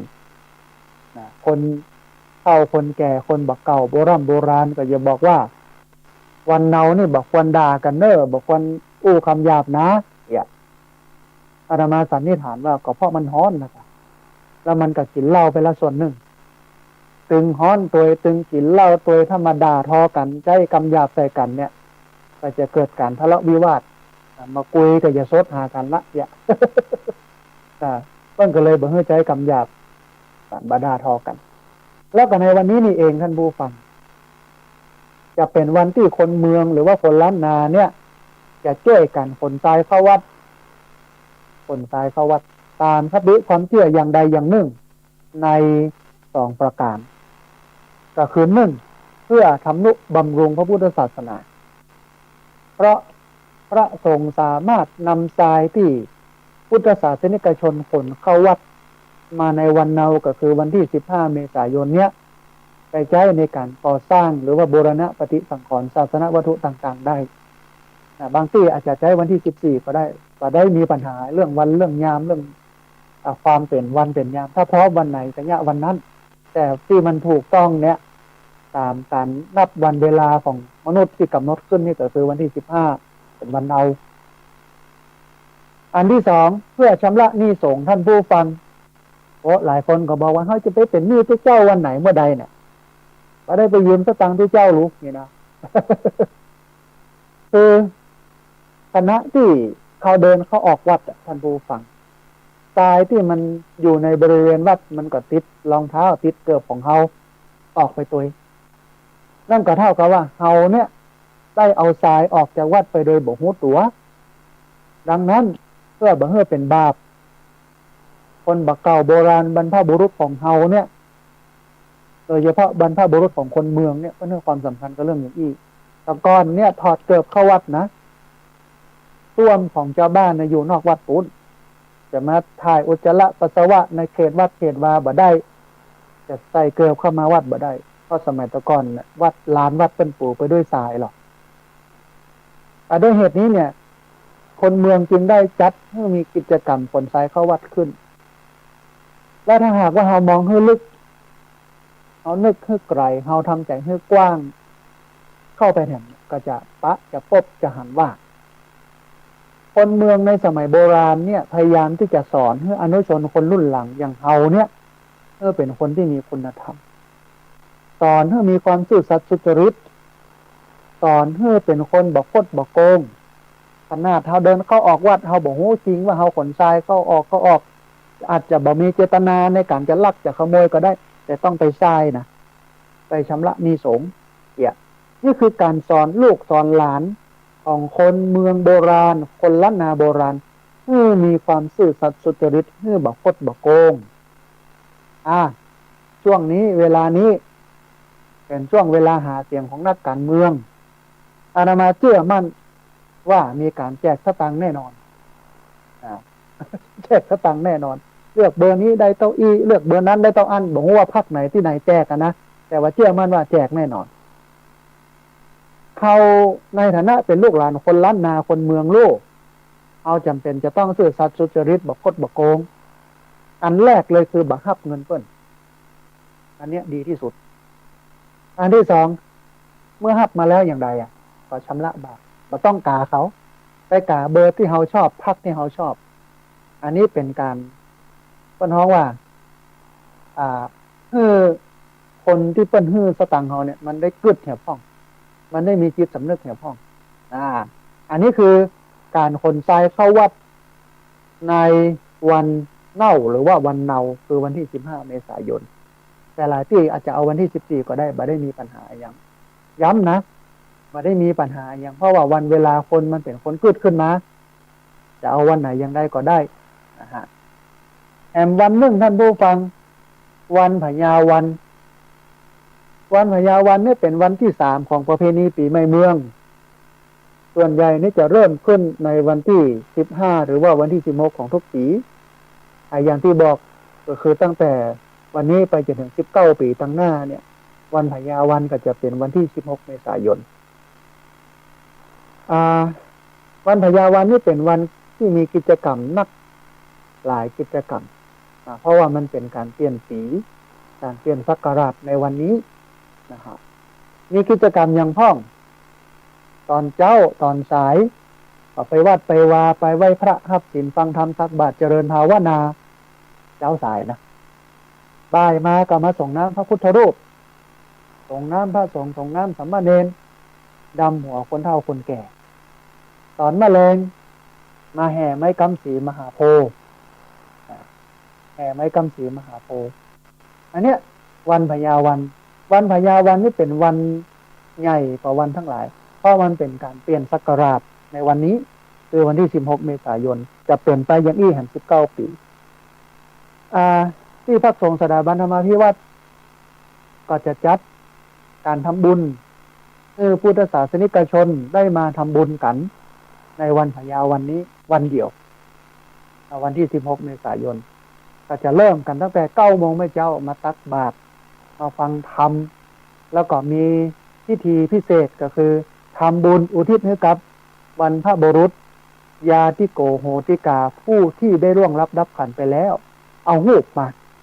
หูบบรรพบุรุษหูบปีหูบน้องหูบป่อหูบแม่ที่ตายไปแล้วมาทำบุญมีการตอดผ้าบางสุกุลมีการตอดผ้าบางสุกุลเพื่ออุทิศให้กับผู้ตายเพื่ออุทิศให้กับผู้ตายในวันพญาวันในตอนเจ้าถึงสายของวันที่16 เมษายนพุทธศักราช2565เริ่มกันตั้งแต่9 โมงเจ้าเป็นต้นไปเสร็จก็ประมาณ10 โมงเกินโดยประมาณตอนบ่ายเริ่มจากบ่าย 2เป็นต้นไปจนถึงบ่าย 3จะส่งน้ำพระพุทธรูปส่งน้ำพระสงฆ์ส่งน้ำสามเณรในวันที่16 เมษายนตอนบ่าย 2ถึงบ่าย 3ตอนแม่แรงแห่ไม้กำสีมหาโพธิ์แต่ที่พระสงฆ์สถาบันธรรมาภิวัตรมาได้แห่แต่ที่อื่นเป็นแห่ไม้กำสีสาระสำคัญของการแห่ไม้กำสีมหาโพธิ์ท่านผู้ฟังเอาตรงนี้เห็นน้อยนึงที่จริงเก้าโพเนี่ยมันบ่จำเป็นต้องเอาอย่างไปกำมันก็อยู่ได้แล้วก็เวลาเราไปพอสังเกตการกำเนี่ยไม้ก็เป็นไม้น้อยบลิกกิ๊กก๊อกมาล็อกก็แก๊กอาตมาภาพก็เลยบอกว่าอันนั้นมันบ่ใช่ไม้กำสีมันเป็นไม้ก่ายสี เอาไปก่ายไปไว้ท่านบ่ได้แล้วก็หมู่บ้านนั้นถ้ามี200 หลังคาเรือนอีกเนาะถ้าจะเอาหลังคาละ1 เล่มเนี่ยมันจะเสี่ยงต้นไม้ใบหญ้าทรัพยากรธรรมชาติสิ่งแวดล้อมขนาดไหนเนาะอาตมาภาพก็บอกว่าเอาหมดหมู่บ้านนั้นเอาเก้าเดียวก็พอตึกอันละก็เอาหัวหมดละเก้าละต้นซึ่งเป็นไม้ที่สามารถเอาไปแปรรูปได้เอาไปสร้างไปแปลงวัดวาพระศาสนากุฏิวิหารเจดีย์ได้ที่มันเอาไปใช้ได้นั่นหรือในหมู่บ้านนั้นจะเอาสักต้นก็พอละแห่แหนกันแบ่กันไปกับตาลจบละที่จริงเนี่ยการแห่ไม้กำสีเนี่ยมันเป็นกุศโลบายของคนบ่เก่าโบราณลูกที่เฮาเนี่ยไปกำจูพระพุทธศาสนาต้นสีมหาโพธิ์นี่มันเป็นสัญลักษณ์ของพระพุทธศาสนาเป็นต้นที่พระพุทธเจ้านั่งปืนหั่นเพื่อบำเพ็ญสมณธรรมไม้กำเนี่ยก็เหมือนกับหมู่เฮาชาวพุทธที่จะต้องกำจูพระพุทธศาสนาเพราะฉะนั้นการแห่ไม้กำสีเนี่ยก็คือเฮาได้กำกึดเวลาเฮาไปแห่เนี่ยเฮาได้กำกึดว่าต่อไปเฮาจะต้องกำจูพระพุทธศาสนาพุทธศาสนานี่ก็แบ่งออกเป็น3 ส่วนนะ1มีศาสนธรรมคือคำสอน2ศาสนวัตถุคือสิ่งของ3ศาสนบุคคลก็คือบุคลากรในพระพุทธศาสนาเราจะต้องไปกำ3ศาสนวัตถุนี้เช่นศาสนธรรมคือคำสอนกำอย่างใดไปศึกษาไปเรียนรู้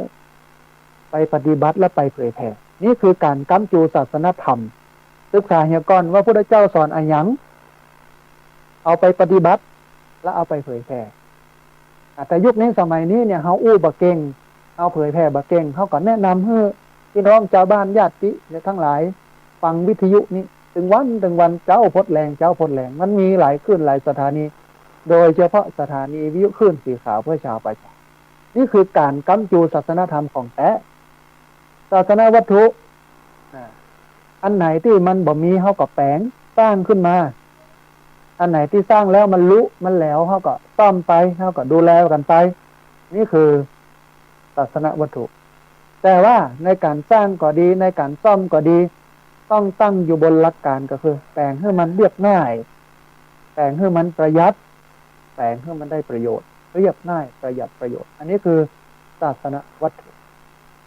แต่มันนี่คือศาสนาบุคคลบุคลากรในทางพระพุทธศาสนาไปกำจูก็คืออันแรกคืออุปถัมภ์บำรุงด้วยปัจจัยสี่ไปถวายอาหารเจ้าอาหารเพลให้เปิ้นแม่แรงก็เอาน้ำปานะเข้าไปแล้วใจบอกว่าที่เจ้าวัดเฮามีจิตตนเหลือต่อใดบ่เหลือต่อใดบ่โหนะบ่เคยไปวัดสักเตื้อบ่เคยไปสนใจสักเตื้อแล้วไปแห่ไม้กำสีมันจะได้ประโยชน์อะไรอย่างมันจะเอาประโยชน์อะไรอย่างจากการแห่ไม้กำสีแห่ไม้กำสีมันต้องได้กำกึดอย่างอี้คือกึดว่าต้องไปอุปถัมภ์บำรุงศาสนบุคคล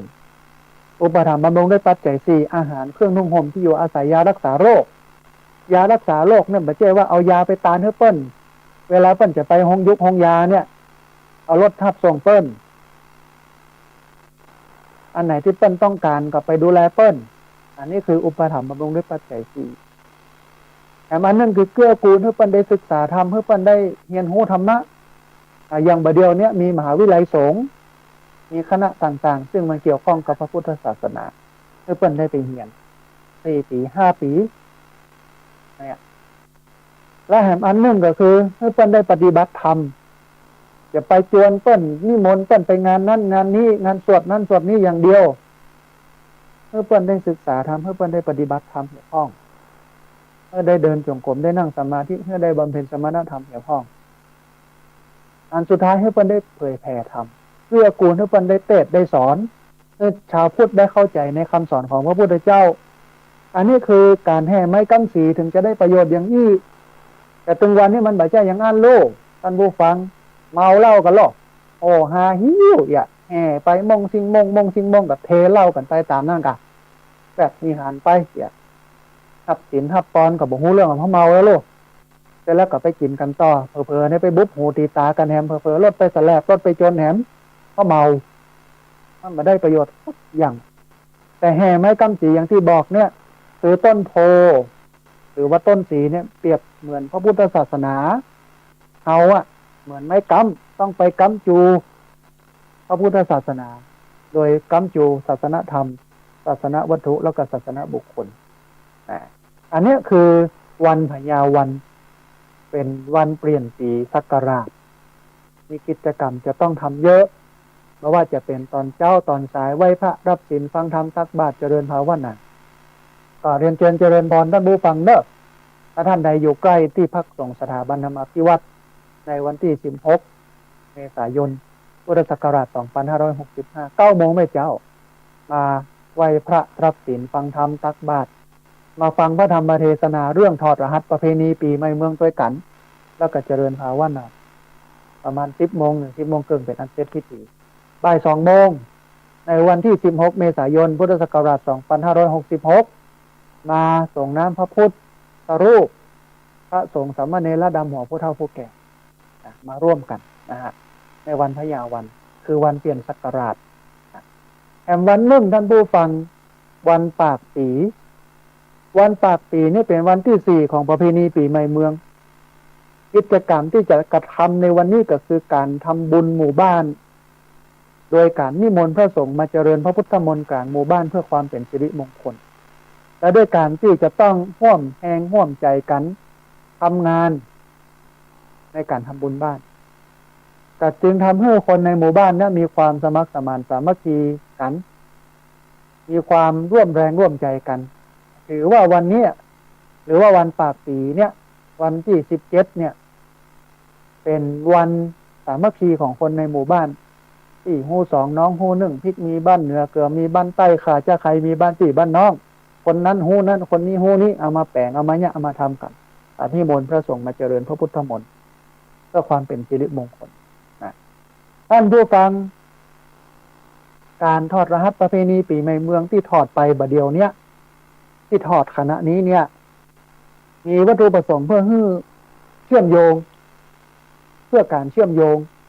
ประเพณีพิธีกรรมและความเชื่อต่างๆในช่วงเทศกาลประเพณีปีใหม่เมืองมาเป็นสื่อในการถ่ายทอดหลักธรรมหรือว่าหลักการของพระพุทธศาสนามาสู่การปฏิบัติในเทศกาลประเพณีปีใหม่เมืองเพื่อให้เกิดความเจริญงอกงามทางด้านศีลธรรมตามหลักของพระพุทธศาสนาขึ้นในหมู่พุทธศาสนิกชนในล้านนาดังนั้นการตีความต่างๆของการทอดรหัสประเพณีปีใหม่เมืองที่ทอดไปบัดเดี๋ยวนี้จึงมีพุทธธรรมเป็นฐานบ่ได้มีหรือว่าตีความให้เข้ากับความเชื่อของศาสนาพราหมณ์ศาสนาผีหรือว่าไสยศาสตร์ตลอดจนถึงโหราศาสตร์แต่อย่างใดบ่ได้อู้ถึงเรื่องวันนั้นเป็นวันดีวันนี้เป็นวันเสียการดำหัวคนเฒ่าคนแก่จะบินหน้าไปทางใดอย่างใดบ่ได้อู้เรื่องนี้เพราะว่าสิ่งเหล่านั้นมันเป็นพราหมณ์เป็นผีเป็นไสยศาสตร์เขาพร้อมวันไหนเขาก็เนี่ยวันนั้นเขาจะบินหน้าไปทางใดมันก็เรื่องของเขาหรอกในบ้านเขาหรอกอย่ามายุ่งกับข้าเนี่ยอย่างเขาจะบินหน้าไปทางใดเอาความเหมาะสมของบ้านว่าบ่ต้องว่าวันนั้นบินหน้าไปทางนี้วันนี้วันดีวันนั้นวันเสียมันเป็นเรื่องไสยศาสตร์มันเป็นเรื่องผีมันเป็นเรื่องพราหมณ์แต่ถ้าเป็นพุทธเอาความพร้อมเขาเป็นที่ตั้งจะดำหัวอีป้ออีแม่จะบินหน้าไปทางใดเขาก็พร้อมพอความเหมาะสมในบ้านในจองบินหน้าไปทางหน้าทางหลังทางทิศตะวันตกวันออกแล้วแต่ความพร้อมจะเอาวันไหนยังไงก็เรื่องของเขาอันเนี้ยมันสำคัญตั้งนี้นะฮะมันเนียมอันหนึ่งท่านผู้ฟังวันเดือนปีนั้นมนุษย์เป็นผู้คิดค้นขึ้นคนน่ะคิดเรื่องของวันเดือนปีขึ้นเพื่อให้เกิดความเข้าใจตรงกันตรงกันปฏิบัติไปในแนวทางเดียวกัน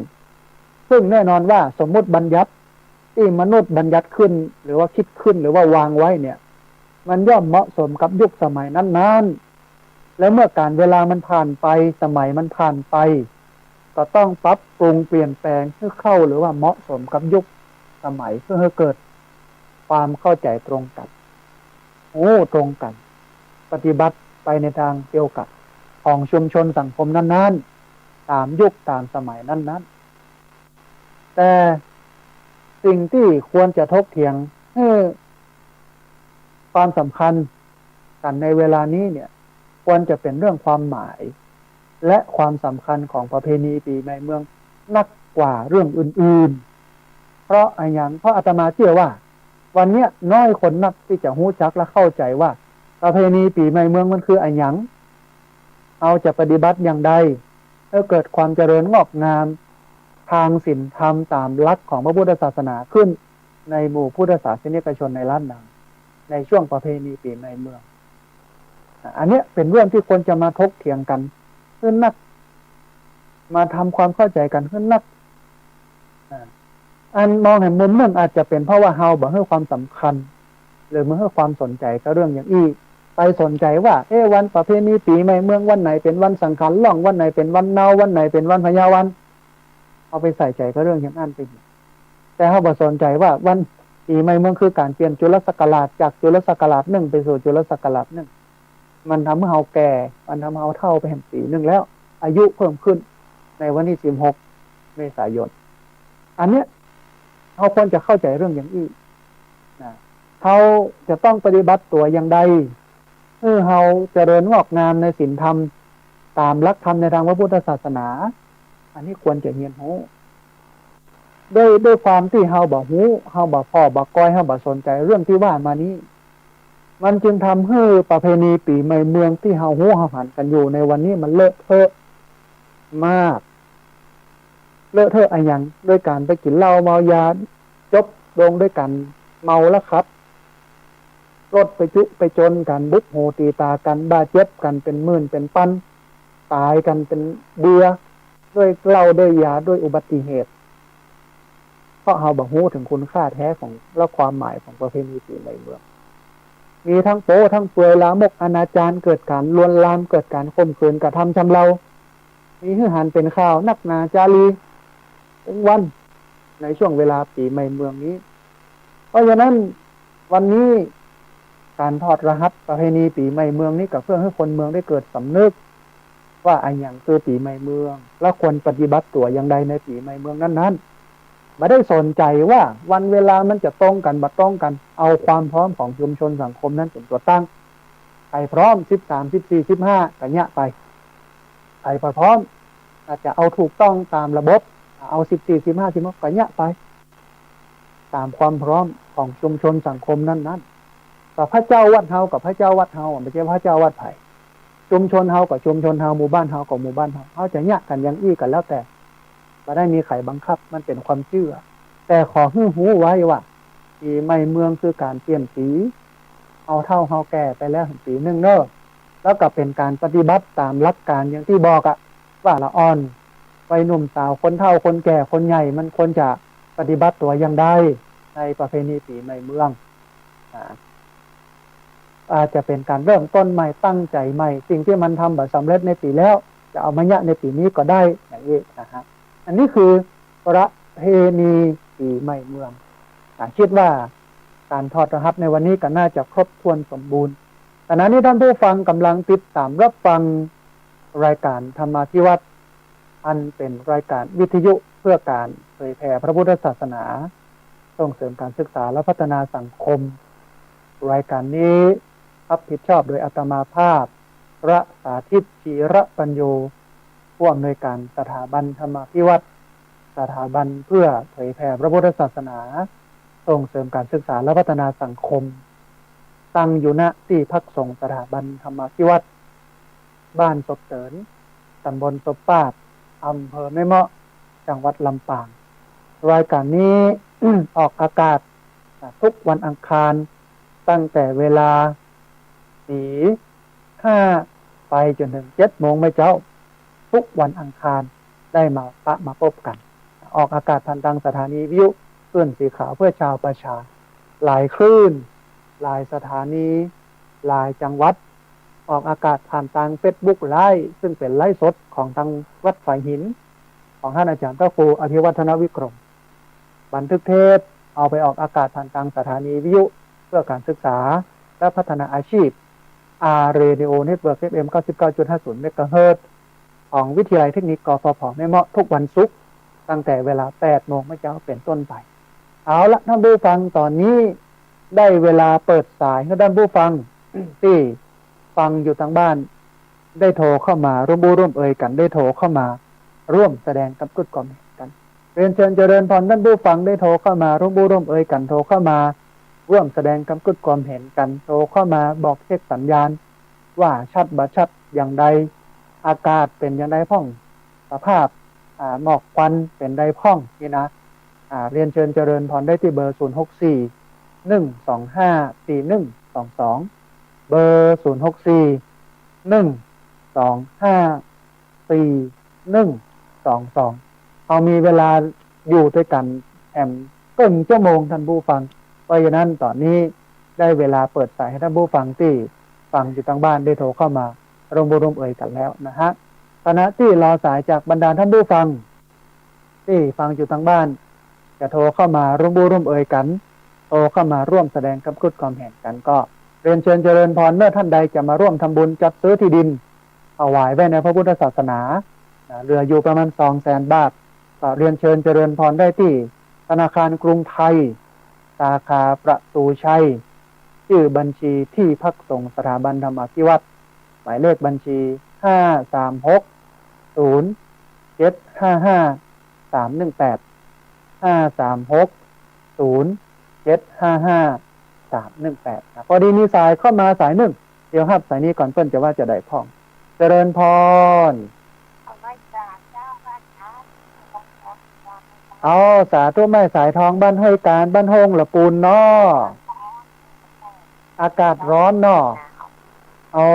สาธุสัญญาณชัดเจนเนาะแม่เนาะเอา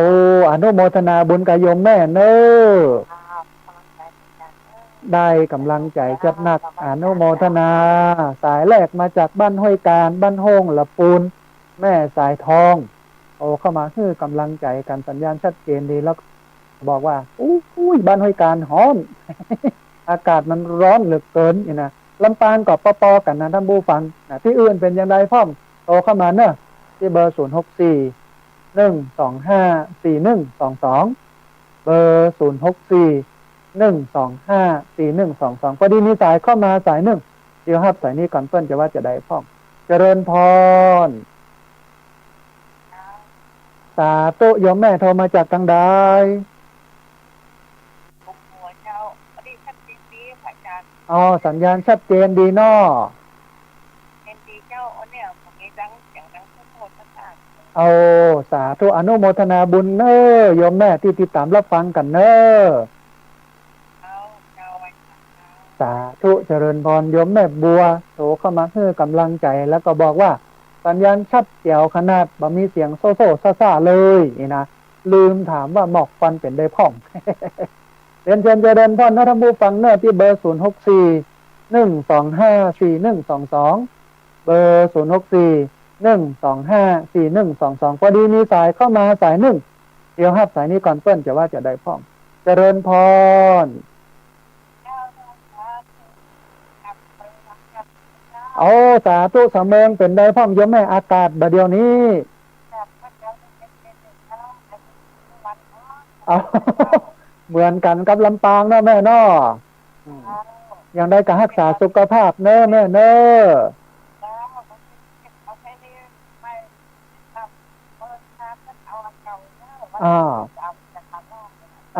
14 วันเน่าวันเนา15 พยาวันเนาะแม่เนาะเอาตามสะดวกเอาตามสะดวกของท้องถิ่นท้องที่เนอะแม่เนอะสาธุแม่อนุโมทนาสาธุเจริญพรสาธุนะเพราะว่าเฮาอยู่กับวันเวลา13 14 15เนี่ยมาเป็นเวลาอยู่ประมาณ13 ปีนะฮะมันก็ตามท้องที่ท้องถิ่นนั้นเอาวันไหนยังได้ก็แล้วแต่หมู่เฮานะสะดวกว่านะฮะพอดีมีสายเข้ามาสายหนึ่งเดี๋ยวครับสายนี้ก่อนเปิ้นจะว่าจะได้พร้อมเจริญพรเอาสาธุแม่คำนวณเจ้าซ้อนเมืองปานลำปางเป็นได้พ่องแม่สัญญาณวันนี้โอ้สาธุอากาศด้วยเป็นได้พ่องหมอกควันมีอยู่ก็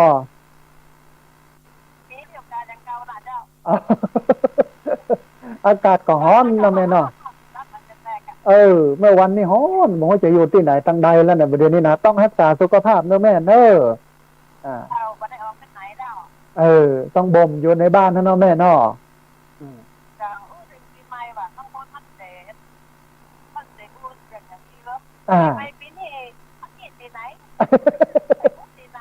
เล่าที่ไหนลำอีเนาะ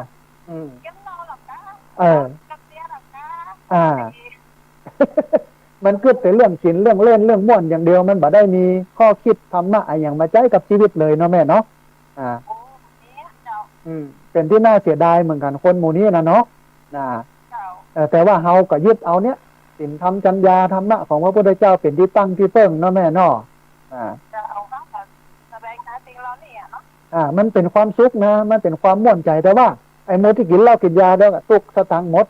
ตุกอันไปลดแสลบบุกโหตีตากันใช่น่ะ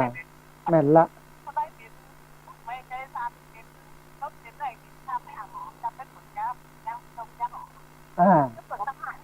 แม่นเพิ่นบอกว่าสุขทั้งโลกมีแค่ชั่วคราวอยากสุขยืนยาวต้องเข้าหาธรรมโลกนะแม่เนาะอนุโมทนาบุญกับโยมแม่เนอะสาธุเจริญพรโยมแม่คำนวณจากแจ้ซ้อนเมืองปานลำปางนะฮะเวลาเหลืออยู่เนอะท่านผู้ฟังนักอยู่20 กว่านาทีเรียนเชิญเจริญพรที่เบอร์0641254122เบอร์0641254122พอดีมีสายก็มาสายหนึ่งเดี๋ยวครับสายนี้ก่อนเพิ่นจะว่าจะได้พ้องเจริญพร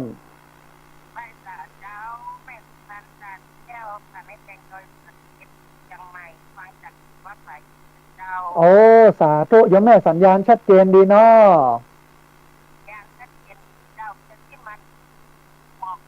อากาศร้อนมาก โอ้ เจ้า สองอย่างนี้เป็นปัญหาใหญ่เลยนะสำหรับพี่น้องเชียงใหม่เนาะแม่เนาะเจ้า จะได้ก็อดทนแล้วก็เก็บตัวอยู่ในบ้าน งานข่าวจะแค่จะลงเอา มันร้อนแล้วก็หมอกควันเนาะแม่เนาะเจ้า อย่างใดก็ดูแลสุขภาพ เจ้าค่ะ สบายดีแม่อากาศร้อนอยู่แต่ว่าจิตใจเข้มแข็งแข็งแรงอยู่เป็นเพื่อนกับพี่น้องพุทธศาสนิกชนประจำโยมแม่ เจ้าแม่ก็ให้ลุงของเจ้าเข้มแข็งใจงานทุกทำงานทุกนั้นบางงานนั้นเราตามมาเก็บก็ของน้องสะพ้ายแม่ก็ไปทุกวันนะคะ โอ้ดีโยมแม่ยังใดก็รักษาสุขภาพนะแม่เนอะสุขภาพสำคัญนะเจ้าขอบพระคุณเจ้า สาธุเจริญพรโยมแม่อนุโมทนาบุญเนอะ เจ้า สา ไว้ ธุ ฝากเจ้า โยมแม่ยังแข็งแรงอยู่ปัญหาใหญ่ของพี่น้องเชียงใหม่คือหมอกควันแล้วก็ความร้อนนะฮะพี่น้องเชียงรายก็เหมือนกันเพราะนั้นต้องพอกอยสุขภาพกันเนอะถ้าติดใส่ม่อมใส่แมสได้ก็ดีแล้วก็ถ้าแบบมีไอ้ยังก็อยู่ในบ้านนะบ่ออกไปที่ไหนทางใดมันก็จะได้ปลอดภัยกันพอดีมีสายเข้ามาสายหนึ่งเดี๋ยวฮับสายนี้ก่อนเปิ้ลจะว่าจะได้พร้อมเจริญพรสาธุโยมแม่แนะนำตัวน้อย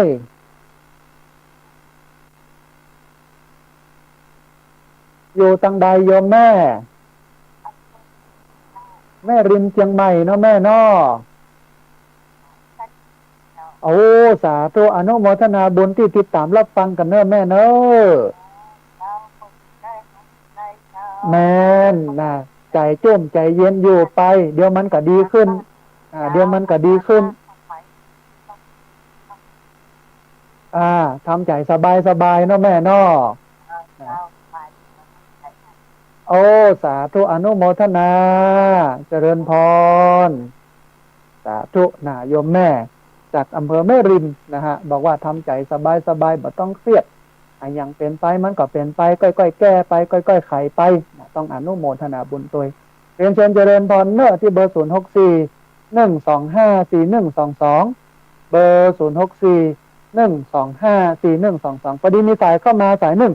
เดี๋ยวฮับสายนี้ก่อนเปิ้ลจะว่าจะได้พ้องเจริญพรสาธุเจริญพรคุณโยมแม่โอนถ้าตังไปถ้าพอแม่ไม่ได้ส่งจะรีบเข้าบนโต๊ะเข้ามันจะได้พอเดี๋ยวแม่โทรมาแข่งกำเนอะแล้วก็จะได้จดเอาชื่อไว้เนาะแม่เนาะเดี๋ยวหลังรายการหลังจากเสร็จรายการแล้วโทรมาเนอะแม่เนอะสาธุเจริญสาธุจำได้ละโยมแม่จำได้ละเดี๋ยวยังใดโยมแม่โทรมาแห่งกำเนอสาธุเจริญพรพอดีโยมที่โทรทำบุญมาบ่ได้แสดงน้องว่าบอกว่าพอโอนมาแล้วเนอะตัวใดอย่างใดอาตมาก็บ่ได้บันทึกไว้นะฮะบางทีเปิ้นโอนมาแล้วก็ส่งสลิปมาให้เฮาหันเขาก็บันทึกชื่อไว้แต่ว่าแม่ปาวลีอยู่บิ๊กซีลำปางเปิ้นเป็นร้านขายปลาเปิ้นทำบุญมาเปิ้นบัตรอาตมาบ่ได้ส่งสลิปมาเดี๋ยวอาตมาครับจะบันทึกไว้นะฮะพอดีมีสายเข้ามานำสายหนึ่งเดี๋ยวฮับสายนี้ก่อนเปิ้นจะว่าจะได้พร้อมเจริญพร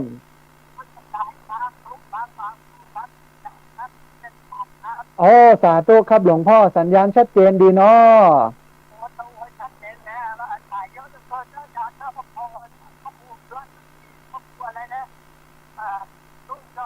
ครับผมครับต้องขออภัยหลวงพ่อครับเพราะว่าคนโทรเข้ามาเยอะครับเป็นที่พักสงฆ์ครับหลวงพ่อครับ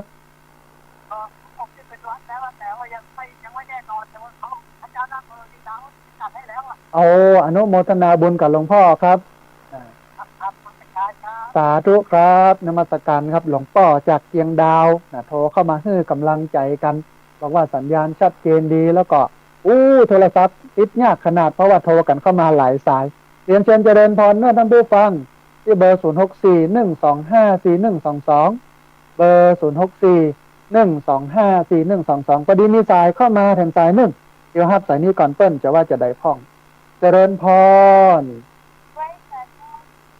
สาธุอันคุณโยมฟังจากตังใด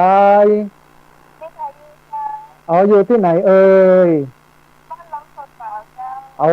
สาธุอนุโมทนาบุญที่ติดตามรับฟังกันเนอะ เจ้า สาธุสาธุเจริญพรสาธุมีละอ่อนละเด็ก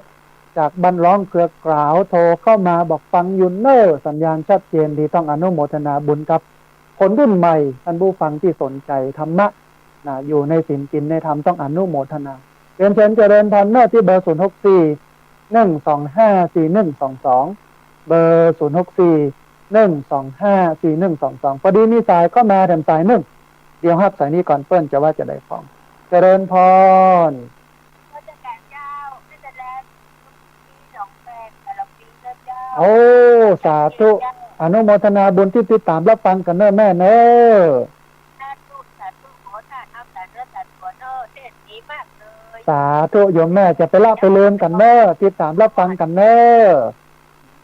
พระเจ้าปล่อยวันนั้นปล่อยขอทานปล่อยขอผ้าวันเข้าไปแม่ไปนะแต่ว่ามีภาระ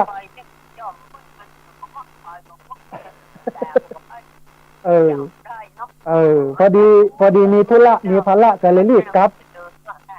เอาอนุโมทนาบุญนะแม่เนอะสาธุเจริญพรเหลือเวลาแห่งประมาณ17 นาทีได้แห่งลายสายเนอะที่เบอร์064 125 4122เบอร์064 125 4122เรียนเชิญเจริญพรได้โทรเข้ามาร่วมบูร่วมเอ่ยกันโทรเข้ามาร่วมแสดงครับสมเหตุกันพอดีมีสายเข้ามาสายหนึ่งเดี๋ยวครับสายนี้ก่อนเปิ้ลจะว่าจะได้พ้องเจริญพรไม่สาครับโอ้สาธุโยมป้อสัญญาณชัดเจนดีเนาะป้อเนาะ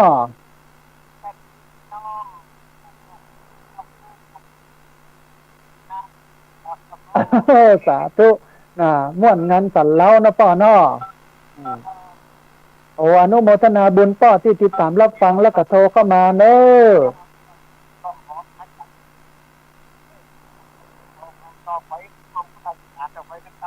สาธุโยมป้ออนุโมทนาสาธุป้อนานประเสริฐจากบ้านนาแดงอำเภอนาน้อยจังหวัดน่านโตเข้ามาฮื้อกำลังใจกันต้องอนุโมทนาบุญกับป้อนานประเสริฐเนอะเมืองน่านพี่น้องเมืองน่านเรียนเชิญเจริญพรนะพี่น้องที่อยู่ที่ไหนตังใดก็ที่เบอร์064 125 4122เบอร์064 125 4122พอดีมีสายเข้ามาสายหนึ่งเดี๋ยวฮับสายนี้ก่อนเปิ้ลจะว่าจะได้พ้องเจริญพรพอดีสายลุดไปโทรเข้ามาใหม่เนอะที่เบอร์064 125 4122เบอร์064 125 4122มีสายเข้ามาสายหนึ่งเดี๋ยวฮับสายนี้ก่อนเจริญพรสาธุโยมแม่สัญญาณชัดเจนดีเนาะสาธุอนุโมทนากับนี้ได้ฟังยาวๆแล้วเนาะแม่เนาะสาธุครับแม่สุแก้วคำอ้วนเนาะสาธุอนุโมทนาสาธุเจริญพรแม่สุแก้วคำอ้วนจากสารปีเชียงใหม่โตเข้ามาบอกว่าฟังจนถึง7 โมงเลยเดี๋ยวนี้สบายใจแต่ก่อนมันตัดลูกฟังกำลังฟังได้กึ่งได้กลางนี่นะเรียนเชิญเจริญพรนะผู้ฟังเวลาเลยฮัมเนอร์ที่เบอร์064 125 4122พอดีมีสายเข้ามาสายหนึ่งเดี๋ยวครับสายนี้ก่อนเปิ้ลจะว่าจะได้พ้องเจริญพรพระอาจารย์เจ้าพระอาจารย์ยกให้ถามว่าจะเทศข้างวันนี้ได้กับเจ้าได้เลยโยมแม่เฮาพร้อมวันไหนเฮาตานวันนั้นแต่ว่าถ้าเฮาไปตานวันที่เปิ้ลนัดกันไปมันจะนักล้ำไปโยมแม่เฮาทยอยกันไปตานหรือตานก่อนก็ได้ตานหลังก็ได้บุญเหมือนกันหมดโยมแม่พระอาจารย์เขาเป็นคนเดียวเนี่ยจะเข้ามาแล้วแม่นละถ้าไปวันนั้นคนก็นักแล้วก็จ้าแล้วก็กับข้าวมันนักมันเหลือมันบูดโยมแม่ถ้าไปตานกันวันนี้ก็สบายของใหม่ๆเขาโซดจะไปตานเปิดไปทำดีนั่นซ้ำดีโยมแม่เหมาะเลยเทียบตาเท้ายังใจหอดไม่เทียบพ่อมันลูกแม่ก็เหมือนนั่นผมแม่ก็เห็นญาติจะไปโพสกันใส่น้องแม่โอ้กับพระอาจารย์ได้ก็ได้สุมาตัวแม่ต้นโทกันเข้ามาหลายสายนักแก่โยมแม่ต้องขออภัยเนอะ นะ เจ้าเป็นประจำนะเนี่ย เอาอนุโมทนาบุญแม่ชื่นใจชื่นใจ ได้ยินในนี่อย่างเจ้า โอ้สาธุสาธุแม่ อนุโมทนาบุญนะแม่เนอะ สาธุสาธุเจ้า สาธุเจริญพรโยมแม่จากเชียงใหม่เพิ่นโทรมาว่า เขาจะไปตานขันเข้าในวันนี้ใดก็หาได้หมดท่านผู้ฟังวันไหนพร้อมกับไปตานนะถ้าวันที่เฮากันไปตานคือวันพญาวันที่15-16เนี่ยคนมันจะนักจะหลายกับเข้ามันจะเหลือเฮากับไปตานก่อนก็ได้เฮาไปตานหลังก็ได้แล้วแต่เฮาสะดวกได้บุญเหมือนกันหมดนะฮะพอดีมีสายก็มาสายหนึ่งเดี๋ยวครับสายนี้ก่อนเพิ่นจะว่าจะได้พร้อมเจริญพร แก้ว สาธุโยมแม่แนะนำตัวน้อย โทรมาจากตังใด ยังไม่เก็บเจ้า โอ้สาธุสัญญาณชัดเจนนะแม่นอ เจ้า โอ้อนุโมทนาบุญที่โทรเข้ามาให้กำลังใจกันเนอะแม่เนอะ พ่อ สาธุแม่ พ่อเจ้า ตอนนี้ได้แล้วพอดีเพิ่นโทรกันเข้ามาหลายสาย ต้องขออภัยนะแม่เนอะนะ พ่อ ได้กำลังใจจัดหนักเลย อนุโมทนาบุญโยมแม่สาธุเนอะ สาธุนะโยมแม่โทรเข้ามาบอกว่ากดป้อบัตรตันนะหัวไม่มือป้อแป๊บนี่นะความพยายามอยู่ที่ไหน ความสำเร็จอยู่ที่หั่นโทรเข้ามาแล้วบัตรติดก็จะไปท้อเตื้อโทรมาเรื่อยๆโทรมาติ๊กๆเฮาบัตรติดเตื้อนี่เตื้อหน้าก็ติดเขาก็พอใจเฮานะบอกเฮ้ยมันขึ้นมันลงนะแต่ใช่ว่าโอ้กับบัตรติดโทรยากบัตรโทรละนี่นะ อย่างนั้นมันบ่ดีเด้อพอดีมีสายเข้ามาสายหนึ่งเดี๋ยวครับสายนี้ก่อนเปิ้นจะว่าจะได้พ้องเจริญพรโอ้สาธุโยมแม่อำเภอวังเหนือสัญญาณชัดเจนเนาะแม่เนาะ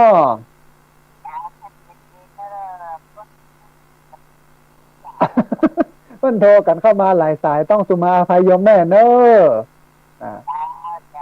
สาธุได้กำลังใจจัดหนักอนุโมทนา สาธุนะโยมแม่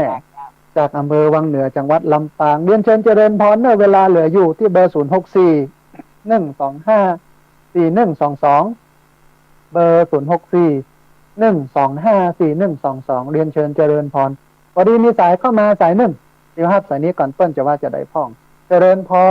ร นมัสการเจ้า สาธุเจริญพรคุณโยมสัญญาณชัดเจนดีเนาะ สัญญาณชัดเจนเจ้า สาธุอนุโมทนาบุญที่ติดตามรับฟังกันและโทรเข้ามาร่วมสายนะโยมเนอะ เจ้า สาธุเจริญพรสาธุ เจ้า พี่น้องบ้านบุญเกิดตำบลพระบาทอำเภอเมืองจังหวัดลำปางโทรเข้ามาให้กำลังใจกันโทรเข้ามาบอกว่าติดตามรับฟังอยู่เนอะนี่ฮะเหลือเวลา10 นาทีท่านผู้ฟังได้หำหลายสายเนอะในห่วงเวลา10 นาทีนี้เรียนเชิญเจริญพรที่เบอร์064-125-4122เบอร์064-125-4122พอดีมีสายเข้ามาสายหนึ่งเดี๋ยวครับสายนี้ก่อนเปิ้ลจะว่าจะได้พ้องเจริญพร เจ้าธนาคาร สาธุโยมแม่สัญญาณชัดเจนดีเนาะ ชัดเจนเจ้า ข้าวก็เจ้า ก็ถึงประมาณสัก5 โมงโยมแม่ เจ้าแม่ก็มาใกล้เนาะ แต่ลำปางให้ไก่น้อย5 โมงแต่ถือว่าบักค่ำโยมแม่ถือว่าบักค่ำอนุโมทนาบุญกับโยมแม่เนอะ ฟังกันเด้อเจ้า สาธุชื่นใจอนุโมทนาบุญโยมแม่จากอำเภอแม่วางจังหวัดเชียงใหม่โทรเข้ามาให้กำลังใจกันแล้วก็ถามว่าวันที่ไปสะเก้าดำหัวครูบาอาจารย์พระนักจัดรายการวิทยุวันที่9ที่ผ่านมาเนี่ยพระอาจารย์กลับวัดแล้วถึงวัดค่ำก่อเนี่ยนะอาตมาภาพก็ถือว่าก็บอกว่าบักค่ำนะแม่ประมาณสัก5 โมงนะเพราะว่ามันก็บักใกล้บักไก่นักล้ำไปพอดีมีสายเข้ามาทางสายหนึ่งเดี๋ยวครับสายนี้ก่อนเปิ้ลจะว่าจะได้พ้องเจริญพรเจริญพรคุณโยมลีวิทยุน้อยหนึ่งเด้อพอดีเสียงมันสะท้อนออกมาเจริญพรเจริญพรต้องขออภัยตัดสายนี้เนอะคือเวลาญาติโยมโทรเข้ามาขอให้หลีวิทยุ หรือว่าปิดวิทยุก็ได้แล้วก็ฟังทางโทรศัพท์เอาหรือว่าอยู่ไกลๆวิทยุน้อยหนึ่งนะฮะถ้าอันในเสียงมันจะสะท้อนพอดีมีสายเข้ามาสายหนึ่งเดี๋ยวครับสายนี้ก่อนเปิ้ลจะว่าจะได้พ้องเจริญพร สาธุโยมแม่เจริญพรสัญญาณชัดเจนดีเนาะเจ้าสัญญาชัดเจ้าโอ้เป็นธรรมเจ้าเนอ่าอะจำได้โยมแม่จำได้สัญญาณชัดอนุโมทนาบุญที่โทรเข้ามาให้กำลังใจกันเนอะได้กำลังใจจัดหนักโยมแม่อนุโมทนาสาธุเจริญพรนะเรียนเชิญเจริญพรท่านผู้ฟังเวลาเลยแฮมประมาณ8 นาทีได้ที่เบอร์0641254122เบอร์0641254122พอดีมีสายเข้ามาสายหนึ่งเดี๋ยวครับสายนี้ก่อนเปิ้นจะว่าจะได้พ้องเจริญพรครับเข้าใจครับสาธุก็วินเวียงป่าเป้าเชียงไฮ้โอ้อนุโมทนาบุญโยมป้อที่ติดตามรับฟังกันเนอะสาธุชื่นใจโยมป้อชื่นใจมีพลังเลยสาธุโยมป้อเจริญพรสาธุโยมป้อวินจากอำเภอเวียงป่าเป้าเชียงไฮ้โทรเข้ามาให้กำลังใจกันเหลือเวลา7 นาทีท่านผู้ฟังเรียนเชิญเจริญพรที่เบอร์0641254122เบอร์0641254122พอดีมีสายเข้ามาสายหนึ่งเดี๋ยวครับสายนี้ก่อนเปิ้นจะว่าจะได้พ้องเจริญพรสาธุโยมแม่แนะนำตัวน้อยเจริญพรแม่จันฟองแจ้งโฮมจันฟองละสัญญาณชัดสาธุสัญญาณชัดเจนเนาะแม่เนาะ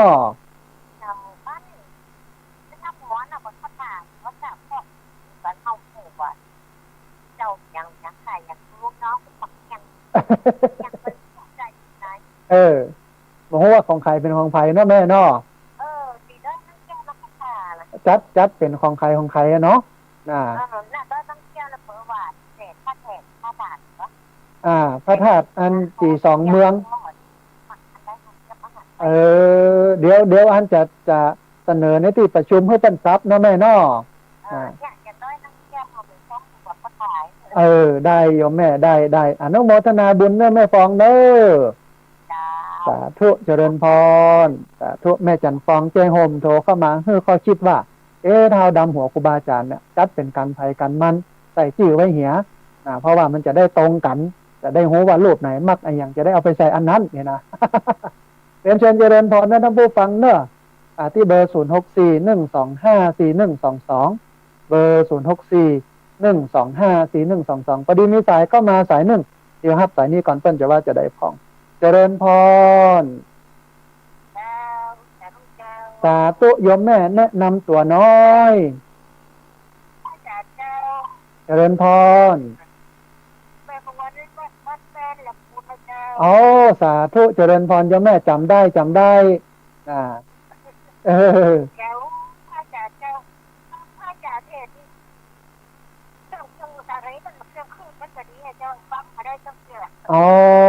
บอกให้ชัดเนาะแม่เนาะชัดแล้วดีละสาธุอนุโมทนายินดีตัวโยมแม่เนอะ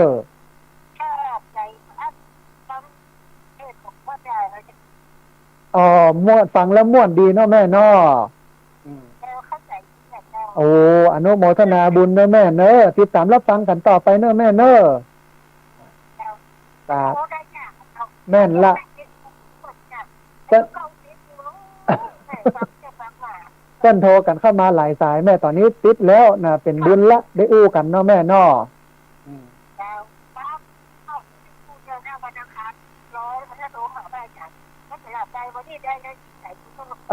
อนุโมทนาบุญยังได้กับโทรมาแถมเนอะแม่เนอะวันหน้านะส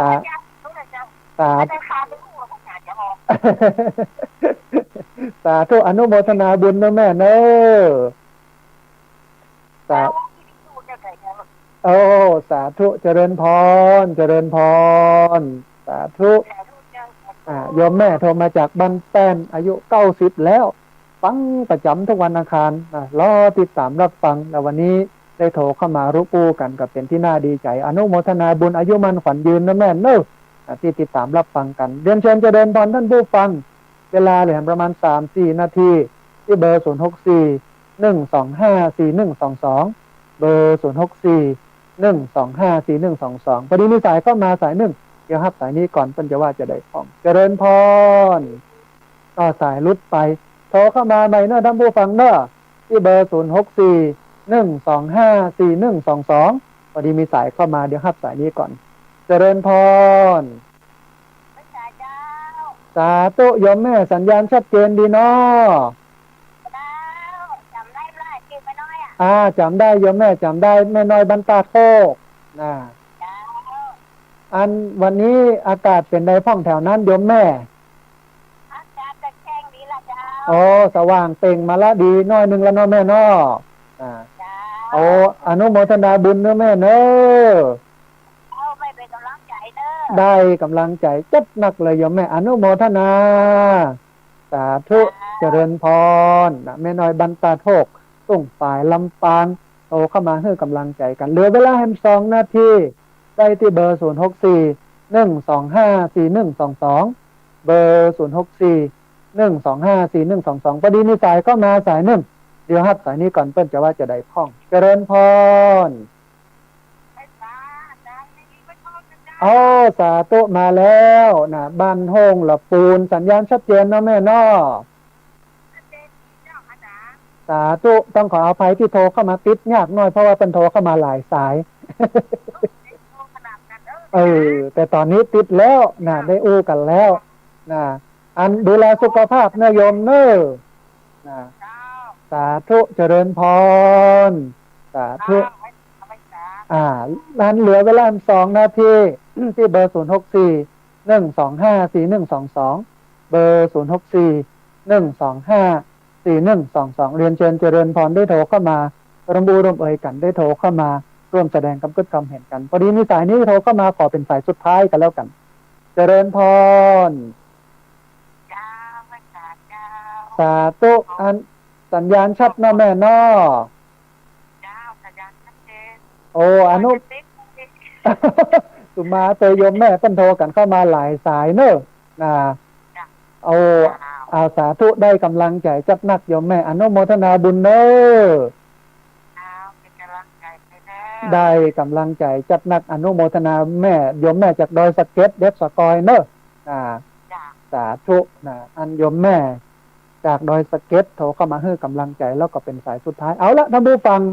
เหลือบแลพอเวลาหมดแล้วเสียดายแต่ว่าวันอังคารหน้าเฮาปะกันใหม่ 8 โมงถึง 9 โมงแล้วก็ทุกวันเสาร์8 โมงถึง 9 โมงเนี่ยวันเสาร์แล้วก็วันอังคารเนี่ย 5 ถึง 7 โมงมาเจ้าวันนี้เวลาหมดอาตมาภาพต้องเอารายการนี้จากลาท่านผู้ฟังทั้งหลายไปก่อนกราบขอบพระคุณครูบาอาจารย์พระเถรานุเถระครูบาสังฆะที่เคารพอย่างสูงทุกรูปอนุโมทนาบุญกับเจ้าของคลื่นเจ้าของสถานีที่รับสัญญาณเอาไปออกอากาศส่งกระจายเสียงอนุโมทนาบุญกับทุกคนทุกท่านที่โทรเข้ามาทุกคนทุกท่านที่ติดตามรับฟังแล้วก็ต้องขอสุมาภัยทุกท่านที่โทรเข้ามาแล้วบัดติดโทรเข้ามาแล้วบัดได้รับสายเดี๋ยววันอังคารหน้าวันเสาร์หน้าโทรเข้ามาใหม่วันนี้สัพพพุทธานุภาเวนะด้วยเดชเดชะอนุภาพของพระพุทธเจ้าสัพพธรรมานุภาเวนะด้วยเดชเดชะอนุภาพของพระธรรมเจ้าสัพพสังฆานุภาเวนะด้วยเดชเดชะอนุภาพของพระสังฆเจ้าศรัทธาสุทธีพระวันตุเตขอความสุขความเจริญในธรรมจงบังเกิดมีแด่บรรดาศรัทธาสาธุชนทุกคนทุกท่านตลอดการเป็นนิจเทินเจริญพร